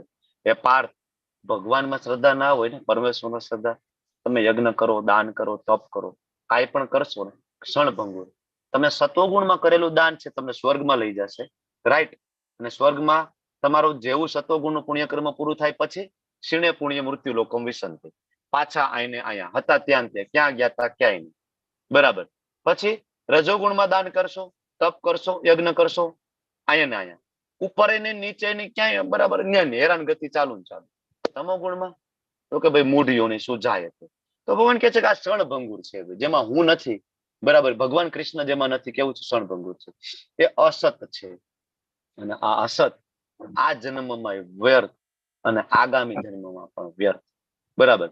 તો અલ્ટિમેટલી આમ જોઈ ને તો ભગવદ્ ગીતાનો આખો સાર જ અહીંયા ભગવાન આપી દીધો. જે યજ્ઞ અર્થાત કર્મણો અન્યત્ર વાળો જે શ્લોક 3જા અધ્યાયમાં ભણ્યા ને, એ આ એ જ છે કે બધું મારી પ્રસન્નતા માટે કરો, જેથી કર્મ બંધન થશે નહીં. તમે કર્મના સિદ્ધાંતો ઉપર ઉઠી જશો. બરાબર. પાપ અને પુણ્ય બંનેથી ઉપર ઉઠી અને તમે ભગવત પ્રાપ્તિ માટે એલિજિબલ બનશો. કારણ કે યોગ્યતા તો કેળવવી પડશે ને, ગોલોક ધામમાં જવું હશે તો. એટલે એના માટે જ ભગવદ્ ગીતા છે, યોગ્યતા કેળવવા માટે. સરસ, ચલો. તો આમ જોઈએ તો ભગવદ્ ગીતા પૂરી થઈ ગઈ. 18મો અધ્યાય છે એ ઓલમોસ્ટ ફરીથી રિવિઝન છે 18મા અધ્યાયની અંદર. અને ભગવાન છે એ મેન કન્સેપ્ટની પાછી ત્યાં ચર્ચા કરવાના છે. અને અર્જુન અમુક પ્રશ્ન પાછા લઈને આવે છે. ભગવાન સંન્યાસ એટલે શું? ભગવાન ત્યાગની વ્યાખ્યા સમજાવો ને. એટલે ભગવાન ફરીથી, આમ તો સંન્યાસની વ્યાખ્યા 6.1 જ આપી દીધી. ત્યાગ વિશે પણ આપણે આગળ ભણી ગયા, પણ અર્જુન રિવિઝન કરાવશે આગળ 18મા અધ્યાયમાં. 18મો અધ્યાય longest chapter of Shrimad Bhagavad Gita, સૌથી લાંબો ચેપ્ટર છે. બરાબર. તો અલ્ટિમેટલી શું કરવાનું છે? તો કે ભાઈ ભગવાનને પ્રસન્ન કરવાના છે, અને એને કરીશું તો ધામ પ્રાપ્ત થાય. અને આજે આપણે જે કન્સેપ્ટ ભણ્યા એની અંદર એક કન્સેપ્ટ આવ્યો ખૂબ જ મહત્વનો, દાન. અને 12મા ચેપ્ટરમાં પણ આપણે ભણ્યા હતા કર્મના ફળો ભગવાનને અર્પણ કરવા જોઈએ. જે લોકોએ શરૂઆત નથી કરી, બરાબર, અને જે લોકોને ભગવદ્ ગીતાના શબ્દોમાં શ્રદ્ધા હોય, પોતાની શક્તિ હોય, સામર્થ્ય હોય, એ લોકોએ જરૂરથી આ તકનો લાભ લેવો જોઈએ. આપણે રાધા ગોવિંદજીનું મંદિર બની રહ્યું છે ઇસ્કોન મેંગલુરુમાં, અને આ ગોલ્ડન ચાન્સ છે. તમે સુદામા સેવા નામની એક નાની સેવા છે, તમે કરી શકો છો. પેલા તો ભગવાન ડુપ્લેક્સ ફ્લેટમાં બિરાજતા હતા, અને આ ઓનલાઈન કોર્સ ચાલુ કર્યો પછી ભક્તોનું સજેશન આવ્યું કે ભાઈ અમે બધા મળીને કંઈક ને કંઈક સાથ સહકાર ધીમે ધીમે આપીએ છીએ, તમે થોડું આગળ તૈયારી કરો મંદિર બનાવવાની, બરાબર. ત્યારે નામાનિષ્ઠાદાસ પ્રભુજી છે, એમને જમીન પરચેસ કરી, જમીન પરચેસ કરી એનું ખાતમુહૂર્ત થયું, અને એમાં આજે કન્સ્ટ્રક્શન પણ ચાલુ છે, અને ઓલમોસ્ટ 90% કન્સ્ટ્રક્શન પૂરું થઈ ગયું છે. એમાં આશ્રમ, ટેમ્પલ બેઝમેન્ટ, ગેસ્ટ હાઉસ, ને તમારું મારું પ્રિય એવું ગોવિંદા ખબર છે ને? ઇસ્કોન ની અંદર જે રેસ્ટોરન્ટની ચેન છે એનું નામ છે ગોવિંદા. તેની અંદર તમને બધું મળે. ત્યાં તમને પીઝા પણ મળે, ત્યાં પાવભાજી મળે, બરાબર. ગોવિંદામાં સાત્વિક, ડુંગળી લસણ વગરનું. જે નવા આપણા જેવા ભક્ત હોય ને, પાપા પગડી વાળા, જેનાથી બહુ છૂટતું ના હોય ને, એના માટે ગોવિંદાસ છે. ગોવિંદામાં જાઓ એટલીસ્ટ તમે સાત્વિક તો ખાશો, બરાબર, એટલીસ્ટ તમે વૈષ્ણવના હાથનું તો ખાશો. એટલે ગોવિંદા તે પણ એમાં બનવા જઈ રહ્યું છે. ક્યારેક આપણે મેંગ્લોર જઈશું ને, આપણે ગોવિંદામાં પાર્ટી કરી શકીએ છીએ, બરાબર. પછી ત્યાં કીર્તન હોલ ની અંદર ભગવદ ગીતા સાંભળીશું, બરાબર. ત્યાં ગેસ્ટ હાઉસમાં આરામ કરીશું. સુંદર વ્યવસ્થા કરી રહ્યા છે પ્રભુજી આપણા માટે, અને આટલું ભવ્ય મંદિર બનશે. જે રાધા ગોવિંદજી ની કૃપા તમારા ઉપર થઈ છે, બરાબર. આ ભગવાન આમાં બિરાજમાન થવાના છે આવતા વર્ષે, બરાબર. તો 5000 સ્ક્વેર ફીટ ની જગ્યા, અને બજેટ તો ઘણું બધું વધતું જાય છે. 15 કરોડની જગ્યાએ 25 કરોડ જેવું બજેટ અત્યારે પહોંચ્યું છે મંદિરનું, ધીમે ધીમે બનતા. તો ફરજિયાત નથી, હું પહેલા કહી દઉં છું, તમે લોકો લેવલ 1 ના નવા પાર્ટિસિપન્ટ છો, ઇટ ઇઝ નોટ કમ્પલસરી છે નહીં. આ કોર્સની કોઈ ફી નક્કી કરેલી છે નહીં. તારે તો બધા પાસે 100 રૂપિયા લઈને ફી લઈને કોર્સ ચાલુ કરી શકતા હતા, પણ એવું કઈ આપણે કર્યું નથી. ટોટલ ફ્રી ભગવદ્ ગીતા બધાને ફ્રીમાં જ આપી છે. જીવન પરિવર્તન કરો, તમે બધા સુખી રહો, ચિંતા, ટેન્શન, ડિપ્રેશન માંથી બહાર આવો, અને ભગવત ભક્તિ કરો, બરાબર. પણ ભક્તિનો જ એક પ્રકાર છે દાન આપવું, બરાબર. એટલે મારે સમજાવવું પડે. તો સુદામા સેવા 500 રૂપિયાની સેવા એવરી મંથ, અને 12 મહિના સુધી 12 હપ્તા. તમે આગળ કન્ટિન્યુ કરી શકો ઈચ્છો તો. બધા ભક્તોની પૂરી થઈ ગઈ છતાંય કન્ટિન્યુ કરી જ રહ્યા છે, હા, બરાબર. કારણ કે 500 રૂપિયા કઈ બહુ મોટી રકમ છે નહીં. તમને એવું થાય કે નહીં 12 મહિનાનું બંધન ને એવું નહીં, વન ટાઈમ કરવી હોય તો પ્રભુજી વન ટાઈમ કરી શકો. તમને એમ થાય કે 500 રૂપિયા નહીં, અમારે તો આનાથી નાની સેવા, ઇટ્સ ઓકે. કોઈ પણ નાનામાં નાની રાશિ છે એ તમે Google pay, phone pay, Paytm દ્વારા મોકલાવી શકો છો. અને આ તો એવી વસ્તુ છે ભાઈ, રામ સેતુ બની રહ્યો છે, અને ખિસકોલી છે, આપણા જેવી ખિસકોલીઓ નાના નાના પથ્થર નાખી રહી છે, અને રામચંદ્રજી એના ઉપર પણ હાથ ફેરવીને કે છે ના ના હું એની સેવા લઉં છું, લે છે. રામચંદ્રજી ના પાડે છે, હનુમાનજીને કે છે, હનુમાનજી કહે છે ઓ ખિસકોલી સાઈડ મારે ભાઈ, તારી સેવાથી તો કઈ ફેર નહીં પડે. રામચંદ્રજી શું કે એવું ના કે, બધાની સેવા આમાં મેટર કરે છે. એટલે એક રૂપિયાની સેવા છે એ મેટર કરે છે ભગવાનના મંદિરમાં. જરૂરી નથી કે આપણે કઈ લાખ રૂપિયાની સેવા કરી શકો તો ધેટ્સ ફાઇન, કરવું જોઈએ, બરાબર. તો નાની નાની સેવાથી લઈને મોટી મોટી સેવા પણ છે, ઘણા બધા ભક્તો કરી પણ રહ્યા છે, બરાબર. તો તમે પણ ટ્રાય કરો, થોડું દાન કરો. થોડુંક છે ને ધન પ્રત્યેની આસક્તિ એનાથી તમારી છૂટશે, બરાબર. નહીતર આપણને છે ને સૌથી વધારે આસક્તિ આપણા પૈસા પ્રત્યે છે. થોડુંક દાન કરવાની ટ્રાય કરો, પછી તમને જે પૈસા પ્રત્યેની થોડી આસક્તિ છે ને એમાંથી તમે બહાર આવશો. ટ્રાય કરો. NRI ડીઓટી છે, પર્સનલી કોન્ટેક્ટ કરજો. મારો કોન્ટેક્ટ કરો, અમરીશજીનો, જિજ્ઞેશ દરબારજીનો, અથવા તો ડાયરેક્ટ આઈ મેલ, બરાબર. ત્યાં તમને વ્યવસ્થા સમજાવવામાં આવશે. ખૂબ ખૂબ ધન્યવાદ. તમે લોકોએ સાંભળ્યું, તમારો બધાનો આભારી છું. વાંછા કલ્પતરુભ્યશ્ચ કૃપા સિંધુભ્ય એવ ચ પતિતાનાં પાવનેભ્યો વૈષ્ણવેભ્યો નમો નમઃ. હરે કૃષ્ણ કૃષ્ણ કૃષ્ણ હરે હરે, હરે રામ રામ રામ હરે હરે, હરે કૃષ્ણ. હરે હરે કૃષ્ણ પ્રભુજી. સાથે મળીને આપણે બધા એવો યજ્ઞ કરીશું કે જે યજ્ઞ ગુણાતીત અવસ્થામાં છે. બરાબર, અને એનું નામ છે યજ્ઞ નામ જપ યજ્ઞોસ્મી. શરૂઆત કરીશું. હવે તો તમને બધાને માળા કરતા આવડી ગઈ હશે, આઈ હોપ. જે લોકોને ના આવડતી હોય મને પર્સનલી કોન્ટેક્ટ કરજો. બરાબર, એવો છે તો વિડીયો બનાવીને પણ તમને મોકલવાની કોશિશ કરશું. માળા બરાબર ના આવડતી હોય, પરચેસ કરવી હોય તમારા લોકોએ, બીડ બેગ, તુલસી માળા, અને આને બીડ બેગ કહેવાય, ગૌમુખી રહે ને, બરાબર, આની અંદર મૂકીને કરવાની. એટલે કેટલા પારા ફરે છે પછી એમાં ધ્યાન નહીં દેવાનું, આપણે ભગવાનના નામમાં ધ્યાન દેવાનું. શરૂઆત કરીએ. જય શ્રી કૃષ્ણ ચૈતન્ય પ્રભુ નિત્યાનંદ, શ્રી અદ્વૈત ગદાધર